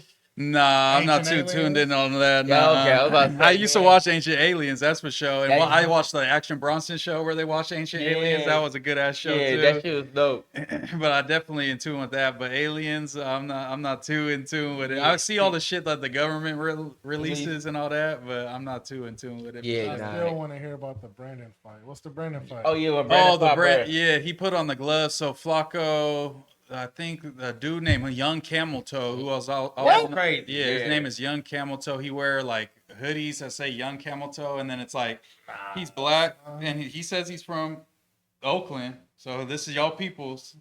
He says I'm from Berkeley. he say it's like a picture with him hugging two white girls. And it's like, if it ain't snowing, I ain't going type shit. So he like a little white girl hunter. But like And he brought the gloves. So he told me that. I thought they had them there. I'm like, damn. But the whole thing, I seen the gloves come out. I go, this is a little test. They're going to see who's going to be the ones to crash out for content. I can't be that type of dude. Yeah. Like, I can't be that type of character in this universe. Like, that's the first little test they do. And they putting these gloves out and see who's going to just crash for the company. I'm not that type of motherfucker. I'm going to chill in the back and just cheer these motherfuckers on and watch the show. Yeah. So that's exactly what I did. So they pull out the gloves. The dude that they call the Brandon Slayer now stepped up and he's like, Flacco, I need that. You know what I'm saying? Like he from San Diego, I think, you know what I'm saying? My Dago boys. He's affiliated and shit. And Flacco said obviously a lot of inflammatory things about gang members. He was saying that like gang members' mothers should get no sympathy because they raised like, you know what I'm saying? Like, you know, yeah, he said a lot of crazy shit. So that's the dude from Utah, right? Or yeah, South Dakota, something like that. Yeah. For real. Yeah, he lived in Philly for a little bit, but didn't tell nobody or something. No, and then he went to South Dakota. Yeah, he really from Liberia. Yeah. He has that's an interesting dude. I met him. He was cool peoples to me, so I don't got no hate towards Flacco. But he definitely has said, I mean, if I was a gang member, I could understand being mad at Flacco and some of his stances. So he's like, Flacco's got the mic, he's got the camera on him, and the dude's like, I need that. Like, put the gloves on, Flacco. And Flacco's like, oh man, like nah, like you know what I'm saying. He starts copping fleas instantly. He's like, oh, I'm hosting, like I can't fight. And then Brandon hears him talking and popping, and he's like, yo, you trying to fight Flacco? Like, oh, I'll fight you. You know what I'm saying? So he puts on the gloves. They line up. We all circle them and shit. I'm like, I can't believe this is the first fucking event of the fucking day. Motherfuckers are just squabbling. Like, of course, this is no jumper. Yeah. So they start going at it, and Brandon says he slipped. It was just, you know, body blows. It was only body blows that was going at it. Two big ass motherfuckers. I mean, they both probably at least weigh 300 pounds each. You know what I'm saying? So they was big. They was big as hell. Like when they was moving the whole crowd with them everywhere they was going, bumping into people and shit. And he slipped, but it looked like he got hit and just went flying. So everybody goes crazy, roasting him. That'd be the worst. Yeah, you know what I'm saying? The camera's all in his face and shit. He's like, he's all folded up. Did he really slip? It's like debatable, you know what I'm saying? It was slippery in there, like there was that cement where it's like polished kind of, you know what I'm saying? So I used the box. I saw his foot. It was like, yes, he could have slipped. He slipped, but he also got hit. He didn't go flying because he slipped. He went flying because he slipped and got hit. At you the know what I'm same saying? time. So that's why he got like a combination of the momentum getting pushed one way when he's off balance. You know what I'm saying? Type shit. Me, bro. We was at the bar or whatever, and then like I don't know how the fight happened. I don't even know who I was fighting, bro. You feel me? And then so I'm like fighting, and then like, but the floor is slipping from like the alcohol, the sweat, all that kind of shit. Like it's moist, pause. You feel me? So like I'm swinging, and then like I miss somebody, like, and then like so I'm falling like this, and then bruh is swinging down. So like it looked crazy. Yeah, like you just got knocked out cold or something. Like if that was on camera, I hope it's not. But he chipped me or whatever. Yeah, it's all about the momentum. Yeah, but it wasn't like the cheeking in like that. Like, you went flying. I was slipping like this. It made him look like Bebo and shit. Had him looking like a knockout artist or something. It ain't hurt now. I just like, bro, I slipped. Like, my wrist hurt from like trying to grace my fall. From tipping over and just losing your balance. Yeah. And when you fighting in a bar, something's getting spilled. It's gonna be wet, fucking on the floor and shit. Something's gonna happen. Yeah, something's gonna happen. But yeah, he slipped that one time. Everybody goes crazy. They're like, nah, I slipped. running back. So they running back, and kind of the same thing Yeah, happened. He again, I saw slipped that a one. little bit, and he hit him. He went stumbling into this chair hella hard. It looked crazy. Ain't no slipping twice. Yeah, and then it was over, and we was just Ain't no screaming. slipping That's twice. when the Brandon Slayer was born. I think his real name is Mikey, so shout out to Mikey because he been showing me love and shit. And Shout out Mikey. I went against him in the little debate type thing, and I definitely won that round for surely. That was the round where I got the clean sweep, but that was just because I was coming on some whole different shit. So, but I still fuck with bro, and he's the Brandon Slayer forever for sure, bro. Shout out He to was a black belt. He was the MMA guy up there, But I be and they telling knocked people, him over. don't he? If he do Brazilian jiu-jitsu, But he said he trained everything. Like that's a specialty, but he's like an MMA guy. That's what his thing was. but I think. But that's the thing. When the striker go against the Brazilian jiu-jitsu guys, Yeah. sometimes the striker might get him because I feel they're that. more used to the on the ground. Yeah. So And especially it's like Boxing. you going body blows, you can't hit in the head. That's a whole different game. You know what I'm saying? that's more boxers game. If you Yeah, don't, that's more dirty boxing, like Yeah. bumping the motherfucker and then socking him and shit. You know what I'm saying? You're not like keeping your distance in body blows. Like they was shoulder to shoulder. and Bruh throwing smart little for that. punches. He did an old school nigga move. He leaned. Yeah, Brandon leaned in. and They just went short. Yeah. And he pulled the chair. And then he was talking. I Yeah, said, sock him damn. in the gut real You know quick. what he was doing. Yeah. I said he boxed with him. Yeah, he was the one calling the fade, so he had a plan. I'm sure. Bro know a little he something. knew He what's knew a up. little Yeah, something. he knew Know a little something. something. But yeah, that was crazy as fuck for sure. That was how the stream started, and then it We just 3 kept hours going in on. this motherfucker, man. If y'all still here, bro, like, Shout out comment, to y'all. subscribe, man. We salute y'all, man. in Yeah, the shout chat, out bro. to y'all, man. I appreciate Yeah, them having me feel me? on here, man. It's 11 o'clock on this Monday. We 3 hours in, man. Yeah. You know what I mean? We putting in the work for y'all. You Yes, know what I sir. mean? Nobby said T-Slap versus Flacco fade on the next contest. Yeah, hey, Flacco's short as hell, bro. Light You work. might get off on him. I'm not gonna Light lie. I work. got a band on T-Slap. Flacco cool, but Light Flacco work. is big, but he's Light short. work. He's short. He like I got a band on 5'5" T-Slap. or something. I can't 5'6". even lose from a nigga from the Dakota. Yeah, not from any of I- the Dakotas. Yeah. Can't even go back to the block. Can't even Can't go back None to of the Dakotas. Can't go back No to the beat, cap. man. Yeah. That's Flacco the crazy. type to be a cop collar like Charleston White. Hey, you never know. Pull a pepper spray out of Yeah. your ass or Yeah. something. But You never know. Man, that's bitch shit, bro. You a man.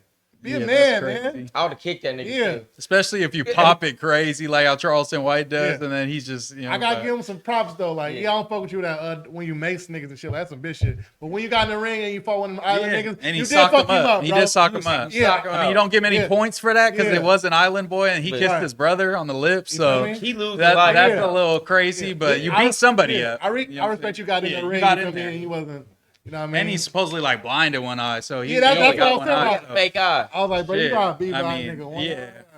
They were saying that Hey, they was gonna y'all put know. Munchie B against him next because Munchie B supposedly blind. so they crazy. were saying that Blind nigga versus half nigga. It's crazy. Put the glove in his- Because put the glove in Munchie, his I think face, nigga, Munchie could can't see see. kind of like blurry kind of type shit. Oh, I he's feel Stevie like, you know what I'm Wonder. saying? You know, yeah, type of vibes. He's Yeah. Stevie Wonder type. Yeah, Stevie Wonder was shooting free throws. I don't want to hear nothing about He Stevie told Wonder. Melo, Driving cars. hey, he told Melo, you're my favorite basketball line in the world. They was like, what the fuck is you watching? Nigga, what number I got on? Motherfucker beside him like, okay, Melo got the ball. He's at the post. Okay, back to the basket. Melo Okay, fade for away. three. Yeah, like it's the radio. The nigga probably sitting- Radio broadcast in his ear real the quick. nigga probably sitting down and then Melo made a shot and he was just like, Yeah. nah, I gotta pretend like I'm paused. Oh, God. What happened? Yeah, what happened? Yeah.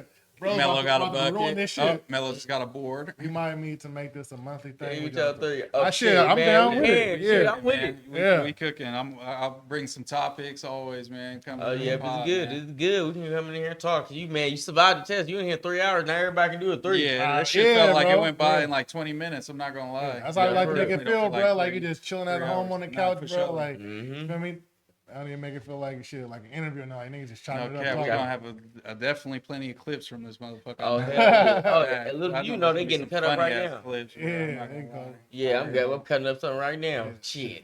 I'm about to make some edits from some of these clips. Well, yeah, we better go We're crazy gonna with this shit. Yes, sir. Yes, sir, How y'all man. feeling now, bro? I'm kind of, you feel me? Yo, Yeah, we can wrap it up for sure, Yeah. bro. I appreciate y'all having me come through, man. Yes, sir. It's Thank you, been bro. fun as hell. This is definitely the best podcast that I've ever been brought on to as I like a appreciate guest. that, type bro. shit. Thank you. Appreciate that, Yeah. bro. For real, shit. Yeah. thank Definitely. you. So all these Sacramento pods that's had me on, step up your game, man. Because in Oh, the Bay, they're shit. killing us, bro. Yeah. They Yeah. doing their thing down Yeah, here, man. bro. So. Big pod shit, Big man. pod. But y'all only shit, an man. hour away, man. I fucking grew up going to the fucking Six Flags right here my whole entire life when it was yeah. Marine World. You know what I'm saying? We probably crossed paths. Yeah, when I was one of my first jobs, I worked construction, and I worked at houses in the neighborhood right across the street from the little amusement park right there. I worked in Vallejo. I got like a theory, bro. Like people you end up meeting later on in life. You like cross paths. Yeah, there's something. What's it called? The string theory or something? Yeah, I think some shit like that. Or some shit like that, where it's like everyone cross paths with somebody already, and you know what I'm saying? It'd be like shit. Like you might know somebody. Like that knows like, somebody. You ever went to like one of the Eric games? Nuh-uh. Could have been that. See that would have been my thing. I used to live across the street from not yard down the street from Marine World. So No, my theory just got debunked. no, but I know what you mean for sure. I definitely heard of that. I just gotta be honest. You know bro, they ain't gonna lie. That's a full Joe Rogan episode. No cap. Yeah, we taking over though, bro. Hey man, we taking over, man. We put it in our hours. Yeah, anytime, bro. Yeah, salute Nobi in the chat, bro. We appreciate you. Yeah, shout out to Nobi, making it happen, bro. I appreciate y'all, man. All the hospitality and shit. Yeah, no problem, bro. 916 Mooseman on all platforms. Yes, sir. Follow, bro. Check me out. You might see me on No Jumper again soon. You might check my YouTube, Mooseman 916. I'm gonna be dropping a lot of more content and streaming on there. So check me out, and then I'm gonna come fuck with my dogs whenever I can. Whenever they invite me, Good, bro. Yeah, I'm gonna get all the shit, and we're gonna tap in for sure, yeah, bro. But yeah, yes, sir. It's been another episode of the Real Honesty Podcast. You feel me? We had 916 Mooseman in the building. Sir. Shout out to Mooseman. Thank you for sliding, brother. Yeah. Hey, shout out to everybody in the chat, man. Shout out to everybody in the chat. Rock with us 3 long hours, man. Shout out to everybody. We're gonna cut these clips up. We're gonna post them. We out. See y'all next time.